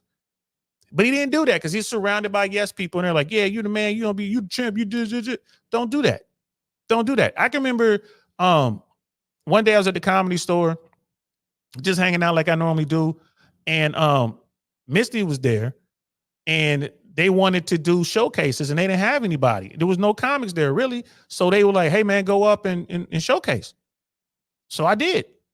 Right now, the dudes that I talked to had always told me, like, be ready. If you're going to be at the store, man, you might get the call anytime. Be ready for whatever. I went up, I did my thing, I left.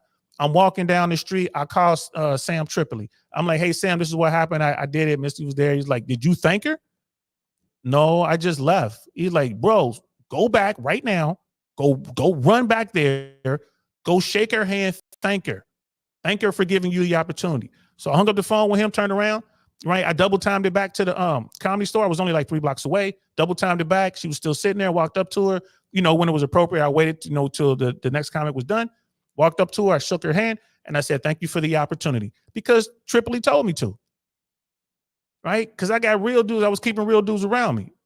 I like to keep real people around me to keep me straight, to keep me from screwing up. Where was Tony's people? Those people who surround themselves with yes men and yes women, they don't want to know the truth. Right? They don't want to know the truth. Let's continue. First joke that he does that they consider racist is, in Texas, stuff is really, really crazy. We're right there by a wide open border.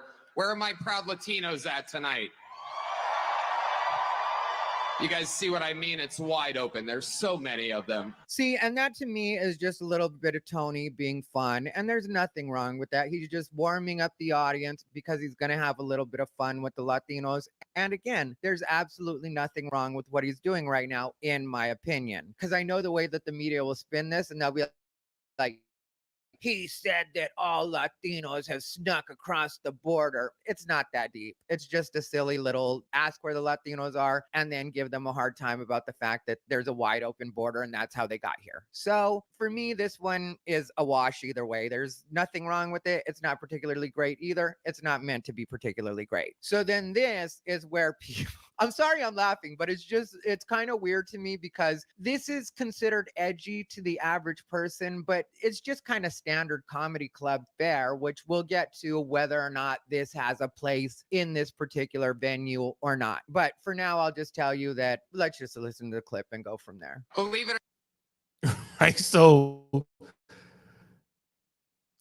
Ty is on point. Again, another professional comic who's been in the trenches and built themselves up. We understand these things. I don't understand how Tony missed it.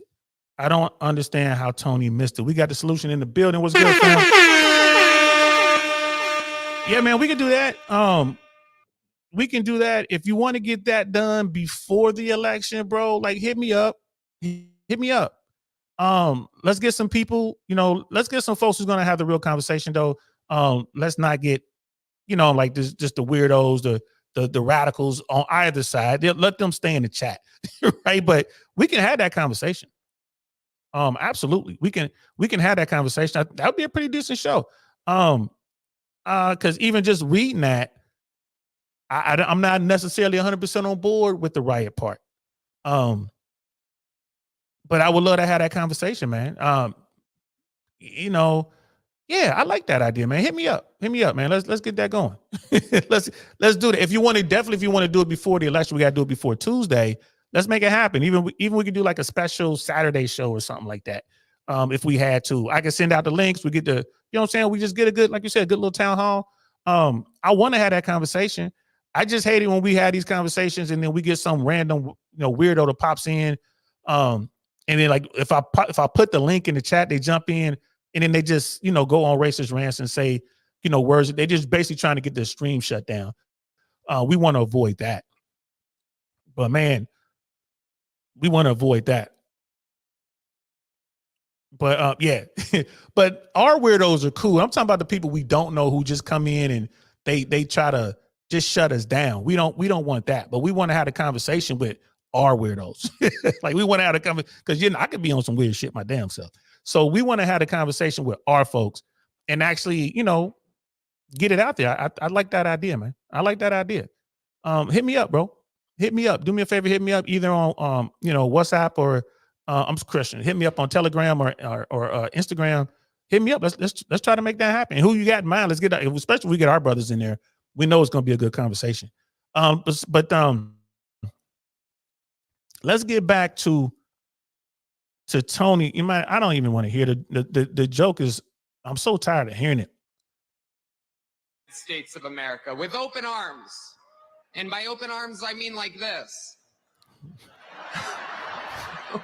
That's in a comedy club. That's funny. He's waving them off, and it is funny. And also, if you know Tony, even though he would deny it, I know him. He's got a lot of pride, but he's trying to get his confidence right now. And so he's doing that and trying to commit to it. But at the same time, he's not fully committing the way he actually would in a show, because I know they shook his confidence at the beginning. I'm 99.9% sure that the way I said it went down in the beginning is the way it actually went down. And that's why he's a little apprehensive. And right now he's beginning to get a little bit of confidence. And I don't think that there's anything wrong with that either. That's kind of what people assume or think about Trump supporters anyway, is that it is a party that is not open to migrants or illegals. And that is true to a degree, but I don't want to go into the politics of it too much. I just want to say that I think Tony is making a joke that would resonate with Trump supporters and what the perception of Trump supporters is. I don't consider us to be at all in hot water yet. For a political rally, we're in warm water, but we're not in hot water.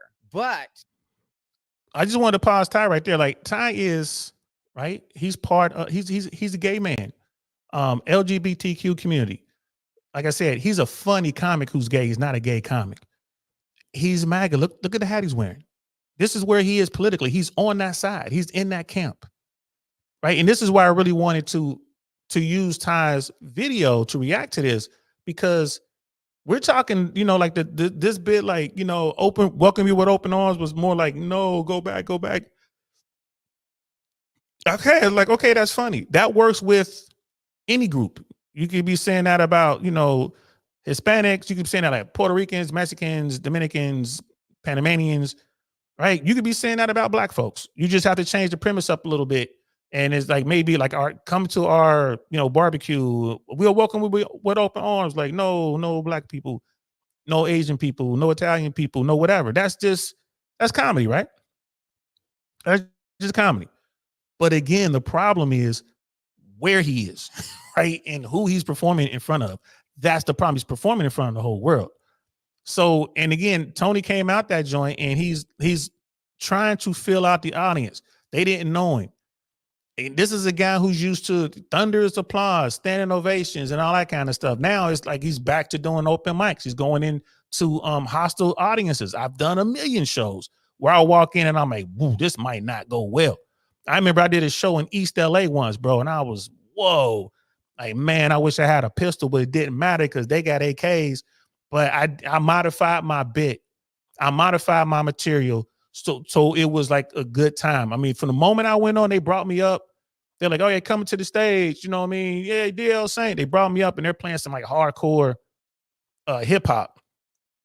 Right now, I was the first Black comic. Shit, I was the only Black comic that night. Everyone else was like Latinos, like 2 white guys. So everyone else they were bringing up, the Latino comics they were bringing up, and they were bringing up to like, you know, reggaeton, or they're bringing up to like, you know, like Latin stuff. Yeah, you know, whatever. Tejano music or whatever.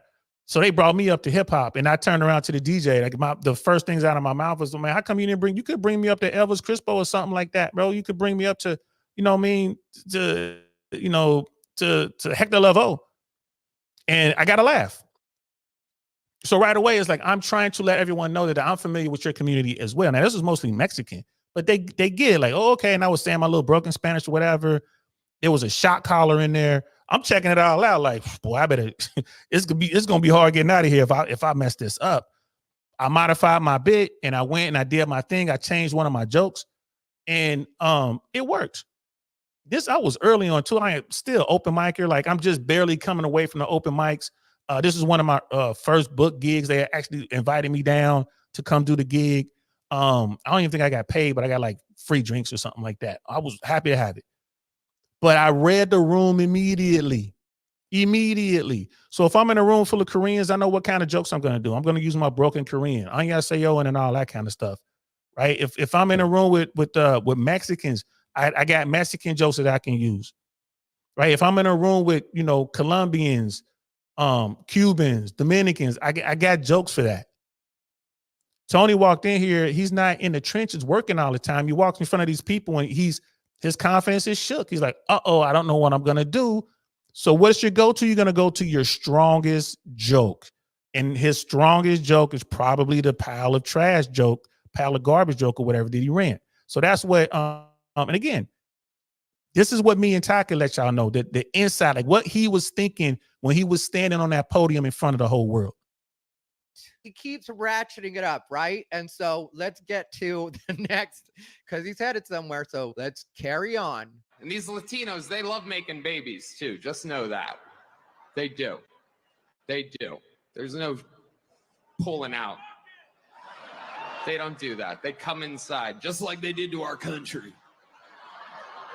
And that's what they were talking about when they said a raunchy joke, because he said they come inside just like they did to our country. I guess, but at the same time, innuendo. But then at the same time, with everybody talking about like what kids are being exposed to right now, I could see the left spinning this and being like, okay, so you don't want drag queens in schools, but then if there's kids at a Trump rally and you have a comedian talking about inside, that's completely okay. And even though to me that's a ridiculous stretch, I also do know the way that people work and politics work, and people are always looking for something to compare. Like people on the right now are comparing Tony's jokes to a joke that George Lopez did. Donald Trump said he was going to build a wall, and George Lopez said, you better build it in one day, because if you leave that material out there overnight. And I don't think it's the Yo, there was a lot of comparison. There is no comparing the two, right? Like I said, Tony is the king of his world that he created, but George Lopez, again, one of the greatest that ever did it, right? And George Lopez is talking about his community. And he didn't say Mexican steal. Yeah, it's implied, absolutely. That's what made it so funny. It's a quick little act out. That's the difference. George Lopez knew where he was. He knew what Josie could tell, right? And he's knocking on Trump for not building a wall or whatever. He's using that opportunity. He's got people laughing. That's what he was supposed to do, right? His mission, let's not hurt the Democrats. He's there to help the Democrats. Tony's mission should have been, let's not hurt the Republicans. He's, don't hurt the MAGA people. He's there to help the MAGA people, right? So there's a huge difference. Brother Cody was right. That's why I put Cody's comment up there. The whole pullout thing, right? Right. And it's very Catholic. And the Catholic Church has now gotten involved in this thing. You got high-ranking members of the church, I think, like cardinals and I forget the other position, but I know it was like, I think it was like a cardinal, one of the cardinals from Puerto Rico, demanding an apology from Donald Trump, which he's not going to get. This hurts. Now you got you got the MAGA people, the Republicans are fighting the Catholic Church and the Latinos, right? What are you going to do? And people keep saying, oh, this is going to go away. No, it ain't. No, it is not. But again, I agree with Ty and his breakdown. Let's continue. Remember, he was talking about George Lopez and how that is different. Let's continue. same, even though people on the right are right now trying to say that it's the same because it's still a racist joke. Well, you forget that George Lopez is also Mexican. Also, George Lopez doesn't outright say anything he's saying, where Tony's is more in your face, and I'm actually going to say this, which is part of Tony's style. But at the same time, when that's your style, you got to deal with the consequences for that style. But also, when he talks about Latinos loving to make babies, that I would flag him on just as a comic, because it's such a hack premise. Like, everybody's been doing the Latinas get pregnant easy and Latinos love having kids, and that's been around for years and years and years. So right, it's like going into a room of black dudes and talk about BBD dicks, jokes, D jokes. I don't know what words I can get away with. Then I already slowed this down, but or talking about black guys are good at sports. That is just hacky at some point. It's like, bro, now you could take something hacky like that and make it funny, but it would have to be, like just in a quick little set aside. It can't be the premise. It has to be just a real quick little zinger that I threw out there, right? So again, Tony Hinchcliffe is doing his thing, but Tony Hinchcliffe is not the top tier dudes. He's not a big dog. He's not there. And this really showed. It really showed where he is in his career. If this was just a roast, it'd be completely different. If it was a roast of Donald Trump, I think the MAGA people would be mad at him, but I think it would have been great. The Dems would have loved him. Oh, he just he's cooking Donald Trump, but he went for the wrong group of people. Let's continue. So one of the problems that I have with Tony's stand-up is, in a lot of cases, he just does go for the low-hanging fruit. Some would say Tony is low-hanging fruit. I can neither confirm nor deny. I'm just joking. I really don't think Tony's gay, even though everybody always jokes that he's gay. Like I said, I've known him for years. I've never gotten a gay vibe off of him. We have talked quite a bit, and he's never opened up to me in any way. Pause. No pun intended. While we're talking about raunchy jokes, that's not the way I meant that to come out. But he's never had a private. There are some people that have, though. I could tell you some comics. Well, let's not do that. But there are some comics definitely that not everybody knows, but they have told me because I'm gay. and everybody knows I'm cool, and I won't say it on a YouTube video, even though I will joke about it. But the thing with Tony is it's just kind of a hack joke to be like, Latinos love having kids. But again, still not offensive. Latinos will usually have a good sense of humor about it. I still don't think we're in hot water. I would say that we're in warmer water, because once you start playing with stereotypes like that during a political rally, things can quickly get misconstrued. So in between.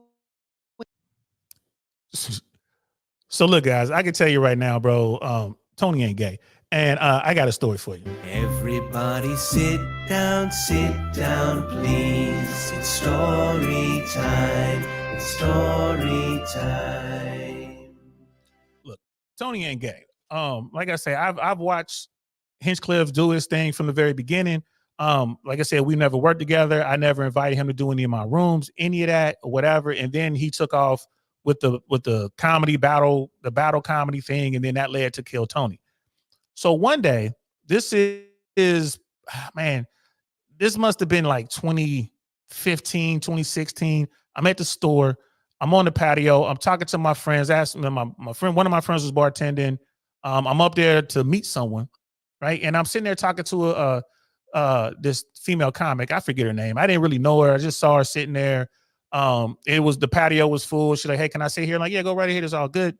We're just talking, just blah, blah, blah. Nothing. I'm not trying to get on.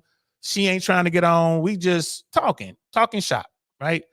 Because it's like, "Oh, I've seen you around. Who are you?" I told her who I am, and she told me who she was, and she knew that we had mutual friends, and we're just, "Oh, how do you know them?" I'm like, "Oh, well, I started here, and I started with my class. I'm naming the guys that was doing comedy with me, and she's like, "Oh, I know them, and I started with so-and-so, blah, blah, blah." Well, in the middle of all this, up walks Tony Hinchcliffe, right? And he's wearing I haven't seen this dude in like a couple years.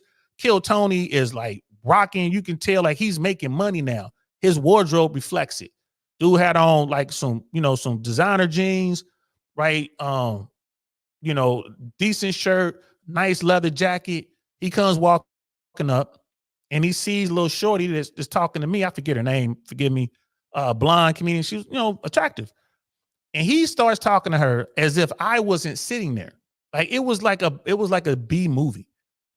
You know what I mean? And he said like, "Now, look at me now," kind of thing. I think those were the words he used. Just like, "Look at me now, girl." And that's what he said at first. She started laughing at him. Right. And I'm sitting back watching this thing unfold. And his game was so god awful, right? And she's laughing until she realized he was serious. Right. And then she's like, "Well, I'm sitting here talking to him. I'll come talk to you later." And he's like, "Yeah, don't take too long," or some shit he said. And then he, he ping-ponged his way off and went about his own business. And I'm like, bro. I was like, "What was that?" And then she was like, "Do you know Tony?" Like, I know who he is. I remember he was doing open mics. He was working the door. Yeah, finding his way, whatever. She's like, "Yeah, well, he's doing his thing now. He was Kill Tony things. That's doing really good, whatever." She was like, "That was weird." I'm like, "Yeah, it was weird." But dude was trying to get on. Like I said, little shorty was banging. And it sounds like, she he was trying to get on. So I don't think he's gay. A lot of people say he comes off gay, but I think that's just because it's just the nerd world he's from. It's just the way he is. But hey, like you say, bro. Like, how do I know? Have I tested? See, Cody, you got jokes. Cody got jokes. You know what I mean? But nah, bro, he came, he came at her. He had the confidence, the money was there. He can present himself the way he wanted to present himself, but he had no game. And this is long before I knew anything about Red Pill, Manosphere, anything like that. He definitely could have used some coaching. He definitely could have used some coaching. Because the way he approached and everything was just god awful. But at the same time, he's in Hollywood. He's now a cool kid. There's plenty of girls out there that he can just holler at and get, not a problem. But getting the ones that you want still require a game. This is why we're always telling you guys, get your game up. It's like, yeah, where all the white women at? That's another joke, bro, that I've seen comics do that. We've been into like some like all white joints, and then you'll have like an open micer come up, a black guy, and come up and he'll say something like, where all the white women at? He thought it was gonna work. I'm like, bro, like it is what it is. But let's continue. Queen, he does a little I know it's not going well type of laugh. Like he doesn't have them quite where he wants them yet. Then he mentions Republicans are known for their sense of humor. Republicans are the party with a good sense of humor. And he mentions free speech is under attack. Free speech is under attack, people. Which is, if you know, a battle cry for the right in a way, which is kind of a cheap tactic. But in case you guys can't tell, I'm giving you a peek behind the curtain of comedy. Tony pulls a lot of cheap tactics. That's what it is. Tony's whole thing is full of cheap tactics. And this is just a really good representation of the way he does that. Now, how you feel about that is on you. I'm not saying there's an honest way and a dishonest way to do comedy, unless you're stealing jokes. Outside of that, they're all tools. Sometimes you need a hammer and sometimes you need a hacksaw. So even though I'll call out certain things, it's just me noticing as a comedian what's going on while I'm watching this performance. So when you're listening to Ty, understand that Ty has watched Tony Hinchcliffe more than I have. Right? That whole thing when he went from the battle rap, the comedy battle, whatever, to kill Tony, I was gone. I was out of the picture. So I didn't know what was going on in the trenches, but Ty was right there. He knows his bit. He knows his material. So he knows that there's the kill Tony and then there's the real stand-up. And the stuff that he's telling you, like he's taking the low-hanging fruit, right? He's taking the easy shots, right? He's not trying to really do anything. And that could be because he had that success with Kill Tony. It gave him an opportunity, you know what I'm saying, to bypass a lot of the hard work. It takes time for a comic to battle with an audience. You got to learn how to battle with the audience and roll with it and figure it out. And you know what I'm saying? It's like boxing, bro. Like you in there and you got to just battle with them. Like it's easy for you. Like for me, like the bad comics are the guys who come off stage and be like, oh man, that's just a weird crowd. I don't know what's wrong with them. Like, bro, your material was garbage in this room. Ain't nothing wrong with them. Everyone, they're laughing at everybody else. They didn't laugh at you. That means your material was bad, right? There are comics out there who will have a 15-minute bit. They run that 15-minute bit verbatim, no matter where they go. That's what they do. That's not going to work. That's just you just crashing out. But the good comics are going to go in there. They're going to start with a bit. I'm going to run this 15-minute bit. Then you start getting into it. Oh, this shit ain't working, right? So now you got to bob and weave. Now you got to rope the dope. You got to fight with this crowd. Figure out what it is they into. You've heard them. If you're going up first, it's really hard because no one really knows what this crowd is into. If you're going up like third, fourth, or fifth, you kind of heard what they've been laughing at, so you can modify to that. So the good comics know how to modify their material to get what they need from the audience. Sounds like Tony doesn't do that. Why? Because he doesn't have to. Right? So it's easy for him just to take the easy shots, the low-hanging fruit. He doesn't have to. And he's financially successful. And he had a good name for himself in the comedy world. This, of course, is going to hurt that. But like Joe Rogan said, he'll get beyond this. Then he does a joke about his mom that actually goes over really well. My mom's a boomer in the state of Ohio, and there's no convincing her of anything. She's eating the cats. She's eating the dogs. They're eating the pets up there. Another banger as far as songs go. Why do all the good songs come from Donald Trump sound bites? I don't know. You figure it out for yourself. Maybe he's just funnier. And don't think I forgot about coconuts. Coconuts did make me laugh, but that joke goes over well. It is absolutely wild times. It really, really is. And, there's a lot going on. Yeah, there's him stalling, like when he's like, it's absolutely wild times. And there's Ty is right. Tony at this point in the bit, he's trying to figure out where to pivot to. He doesn't know how to pivot. He knows he's going to do this Puerto Rico joke. He knows it, but he's trying to figure out how to get to it. He's they're eating the cats, they're eating the dogs. He's get a couple laughs from that. Like, again, bro, like this dude got up there and is as if he's doing open mic and he forgot his set list. He walked up there and forgot. Like he just doesn't know what he's gonna do. He is stalling. I've done that before. You can see it. I not do it all the time. You go up there, but you don't want to. He's stalling in such a way that it hurts the set. It's like just a quick pivot. If I were Hinchcliffe at this point in the bit, you did the thing about your mom. You told him you're from Ohio. You did. They're eating the, she's eating the dogs, she's eating the cats or whatever. At this point, talk about just don't stop doing stand up and just talk about the border. Talk about why you think Donald Trump and the Trump administration is going to be able to turn the economy around. They're going to be able to secure the border. That everyone is going to do better because you were doing better when he was in office than you are now. Right? Go through those Republican bullet points, right? And just forget about the jokes. Just start talking about how great Donald Trump is. Can't go wrong with that.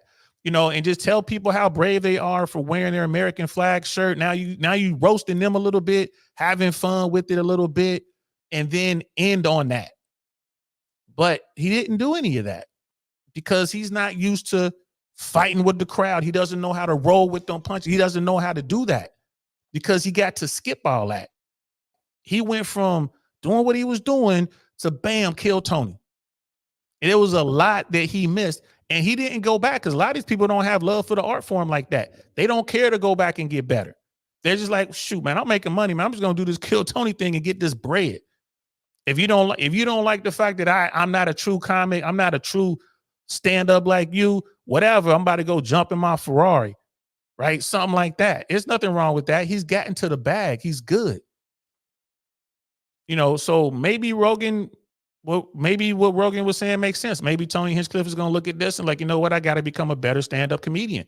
I already got the kill Tony thing on lock. Let me become a good stand-up comedian, which ain't hard to do in today's world because, quite frankly, ain't a lot of real good ones out there right now. There's a lot going on. This is not going well for him, and he knows it. And again, I'm not clowning. I'm just saying what it is. Feels good in here. That's when you know it's not feeling good in there. The feels good in here is the sign that it doesn't feel good in here. And now we get to the meat and potatoes, the franks and beans of sorry, but I do think this is funny, just the reaction for it. But I know that I have to somewhat take it seriously just because the reaction is very serious. And so we're going to go through it and I'll tell you why I think it all goes wrong. Like, I don't know if you guys know this, but there's literally a floating island of garbage in the middle of the ocean right now. Yeah, I think it's called Puerto Rico.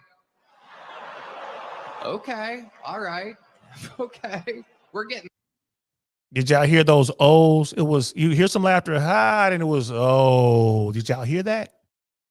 And he's like, oh, okay. There was no setup. We're not in that world. It's like getting hit in the face with a bat, bro. Like, where'd that come from? You were just talking about your mom eating the cats and the dogs, and now Puerto Rico's a floating trash heap. Like, bro, how did we get here? That's the part right there. That's where he messed up. Let's hear what Tony has to say. Ty has to say. There. Okay, so the description that Forbes gave was accurate. They did respond with uncertainty. There was no denying that that's what happened there. And if you notice, there's also a bit of disapproval mixed in with the uncertainty. I'm sure that was probably the Puerto Ricans and Latinos that drew a line right there. And Trump supporters don't want to be seen as being racist, especially they're in New York at Madison Square Garden. So I'm sure there's a lot of Puerto Ricans in the audience, and Puerto Ricans very much do love and take pride in the fact that they're from Puerto Rico. They have have the Puerto Rican Day Parade. They mention it in songs all the time, like Puerto Rico, just playing. I don't even know which song it is that does it like that, but I love that song. I just don't know the name of it. Puerto But, Rico. you know, Puerto Ricans are very proud to come from Puerto Rico. Also, a lot of people don't acknowledge or even know that Puerto Rico is a United States territory. So even though it's not officially a state, it basically is the United States. And so a lot of mainland Americans don't treat Puerto Rico with the kind of respect that it should be treated with. People will go there and benefit from the tax credits, and people will go there because it is beautiful and there's a lot of beautiful people there. But mainland United States doesn't really respect Puerto Rico. So that's also going to come into play when this kind of joke is done at a political rally. Also, when Hurricane Maria happened back in 2017, Donald Trump didn't really have the best response to it. And whether or not you think that was propaganda or them just mischaracterizing Donald Trump's actions at that time, that is what the perception was. So whether or not you want to acknowledge it, if you're doing a set and opening up his rally, you are representing him and his campaign on some level. So you're representing a candidate that doesn't necessarily have the best rapport with Puerto Rico, and you refer to it as a floating island of garbage in the middle of the ocean. That's probably not going to have the best reaction. So it's just not a smart play in this context. Now, is it on brand for what Tony does? Most definitely. But is it going to benefit the campaign that you're, in essence, there to help bolster? And the way that the media is already painting it is that Tony is a speaker or was a speaker for the rally, which he's there as a comedian and not as a speaker. But if you hear the same lie over and over and over again, that lie, as far as the public goes, becomes the truth. So this is very easily misconstrued. And I think Tony should have just vetoed that joke for this particular performance and maybe just kept it for his regular act. That would be what my advice would be on that particular joke. Also, I think he could have spun it and had some fun with it and made it into a misdirection if he had said, "Oh, I'm sorry, I meant Haiti," or something like that, because Haiti is already in the crosshairs of the Trump campaign because of the eating the dogs and the eating the cats comment. And so there would be nothing to be lost as far as pissing off people in Haiti. When it comes to Puerto Rico, we do have a lot of Puerto Rican voters that Trump really does need the votes of or would be very helpful. And if you have voters that are on the fence and don't really know who they're going to vote for, even though I truly do believe most people know who they're going to vote for by now, some people really are undecided. So, bro, if I'm sitting in a room with Ty and he says, "Well, look, bro," because he heard what Ty look. Ty said, "Listen, take that joke out. But if you're gonna do it, then you might as well go all the way in and then spin it to, oh, I'm sorry, I meant Haiti." Oh my goodness, had he done that? Woo, boy. Now he's gonna have Zoe Pound in his ass if he had done that. If he had done that. I mean, at that point, it doesn't matter. I mean, honestly, Ty makes a good point there. At that point, it does not matter. You might as well just go 100% full go, 100%, you know what I mean? And just bring the Haitians in too. I would have stayed away from all that. But I understand what the situation is.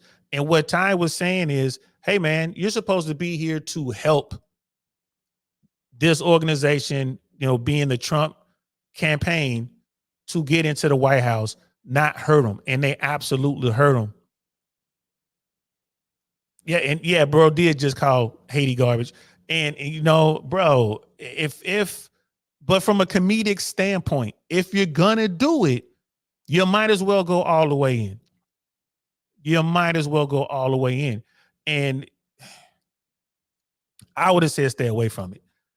But the fact still remains. There's three comics, like you got Rogan, you got Ty, you got myself. They're like, bro, you shouldn't, you screwed this all the way up. What were you thinking? Rogan said it, don't say this joke. I know you're going to use this joke. Don't say this joke. And like I said, there was no build up. There was nothing. It just came from out of nowhere. that's what it just really hurt that. And then when Ty said don't do it either. But if you're gonna do it, you might as well swing it to Haiti. They probably would have booed him. I ain't gonna lie to you. I think the Trumpers, I think he would have got a couple boos. There would have been people clapping, but I think he would have got a couple boos. If he'd have pivoted to Haiti, I'm sorry. I meant Haiti, that other island. I think he would have got some boos. So this video, Ty's video, by the way, and shout out to my brother doing this thing. Don DeMarco the Ty. Don DeMarco. You know, Ty Rivera, like I say, is a great comic. He knows what he's doing. He's making a living as a stand-up comedian, as a writer. He's doing his thing, bro. Shout out to him. Please go over and check out his page. He talks about a lot of stuff, bro. Like I'm gonna try to get him on this program, to be honest with you, bro, because he addresses the LGBTQ community in a way that no one else can, because he's a part of that community. Like I said, he's a solid comedian.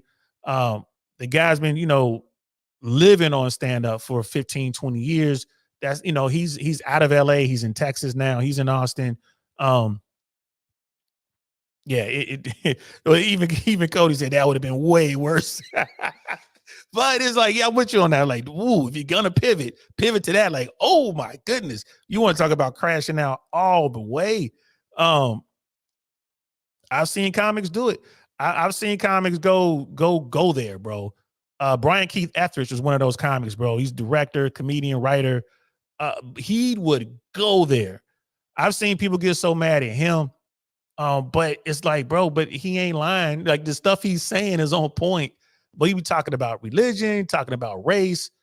I hope he's all right. I wonder what Brian Keith Etheridge is up to these days. One of the first independent films I've ever done was one of his films. One of our friends asked me to do this thing. One day I'll tell you about it.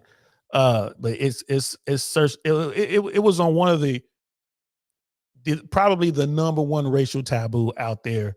Black guys and white girls, although this girl is not white.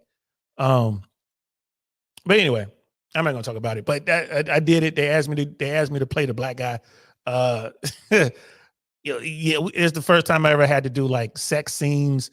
Like I said, guys, I've messed around in Hollywood, and when you do a sex scene, a lot of people like, oh, you with that dime, you doing this and that, bro. You probably how do you focus so you don't get excited down there? Like, bro, there's so much going on around you. The last thing you're thinking about is, sleeping or trying to make a move on this woman. You guys are worried about, because you're supposed to be naked, but you got clothes on, and then you have to be mindful of the covers and the sheets, and then you have to be mindful of the lighting, and there are marks on the bed. Like, you got to hit certain marks at certain times, and you got to remember your lines. And then you have the director and the assistant director over here, and sometimes they're shouting lines like, oh, let's do some pickups. Bro, like, the last thing you thinking about, bro, is trying to make a move on this woman. The Diddy tapes, bro, you a fool. But hey, I didn't go to any Diddy parties. I want to go ahead and put that out there. Never, ever, ever, ever, never went to one. Never got invited to one. And if I did, I wouldn't be talking about it. So, but yeah, man, that's, there are comics out there who go there. They'll double down, triple down. They'll go there. There are comics out there who do it. But then they're, when it hits great. It's funny. But when it misses, oh my God, it's like, you're going to miss big or you're going to hit big. And that's what Ty's kind of alluding to, is like, hey, if you're going to do it, then you might as well go all in and talk about Haiti. So, that's that, guys. I just want you guys to see, we don't have to go through the rest of the video. The total video was like 35 minutes. If you want to see it, it's linked in the description below. Go check that out. Also, the video from Valuetainment is linked in the description below. Watch all three of those videos. We pretty much went through the entire Joe Rogan, but go back and watch that one again. Tony Hinchcliffe, man, he made a mistake. He made a mistake. He got in over his head. He wasn't properly prepared. From a professional standpoint, that only hurts him. But as far as the Trump campaign goes, to bring him in and to not vet him, to not coach him up, to not let him know what we're trying to do here, Team Trump blew this. Team Trump blew it, and I believe that this is going to cost them the election. I'll BS aside. I think this one little hiccup was enough to cost them the election because you went after the wrong political group. You went after the Puerto Ricans. And by default, you went after the Latinos, and you're gonna pay for it. And the Trump campaign is paying for it right now. And I think on Tuesday, the Puerto Rican community in Pennsylvania they're gonna be heard. And Trump just gave Kamala Harris Pennsylvania, and whoever wins Pennsylvania is going to win the White House. Now, look, I could be wrong. I could be wrong, guys. This could be like, all right, whatever. It's not a big thing. We really want Trump back in office and blah, blah, blah. That could happen. And if that happens, he wins Pennsylvania. If the Republicans take Pennsylvania, then it's going to be very, very, very difficult for the Democrats to get into the White House. They would have to take Michigan and Wisconsin, and they would have to take Georgia. I think Georgia and or North Carolina. I think it'll have to be something like that. It's crazy. It's crazy. We'll get into that later. But whoever gets Pennsylvania is probably going to win this race. That's it. That's all I got, man. I hope you guys enjoyed this. This was fun. Tomorrow we're gonna stay on this political talk. We're gonna be Megyn Kelly. We're gonna talk about what she said to the MAGA people, to the folks who was running the campaign. We're gonna get into that tomorrow. And bro, like I said, she didn't mince her words, bro. She didn't mix her words. She let you know exactly what she's thinking, and she said it plain and clear. We're definitely gonna talk about that, and then we're gonna keep this thing going. And once the election is over, we're gonna be talking about all sorts of stuff. Yeah, man, like Billy Carson, bro. Just found Billy Carson, man. I have heard about this sort of stuff, bro. You know, life out there beginning here and all that kind of stuff. I just never really went down that rabbit hole at all, but I've been going down that rabbit hole lately. Oh my goodness. So it is what it is. Brother Cody is saying, I expect an event to stop, slant, delay, slant, prolong the election. That's not going to happen. This election is going to happen Tuesday, and they're going to announce probably on Wednesday. But like I said, this thing, a lot of people are trying to minimize this thing with the Puerto Ricans and the Latinos. Bro, this is major. This is major.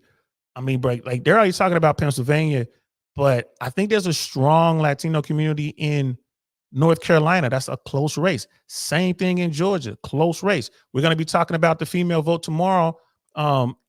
Again, you got to throw that in there. Then that makes the black vote even more important. Throw that in there. I think this was a huge, you want to talk about an October surprise? I think that I really believe that the Trump campaign lost the election Sunday night by bringing in this comedian and not knowing what he was going to say, and not, you know, telling him what time it is. You know, I wonder if they paid him. But anyway, that's it. That's all I got for tonight, guys. Thanks for rocking out for me. Thanks for rocking out with me. This is always fun. Now I got to go make some dinner for my little one because she don't want to cook on her own. Teenagers, what are you gonna do? I'm DL Saint. This is man. I'm DL Saint. This is the I Really Want to Know podcast. I'm gonna talk to y'all tomorrow. Peace. Oh, wait a minute. Wait. Not yet. I almost forgot. Outro time. Nothing like I've ever seen. It's just a thing of beauty.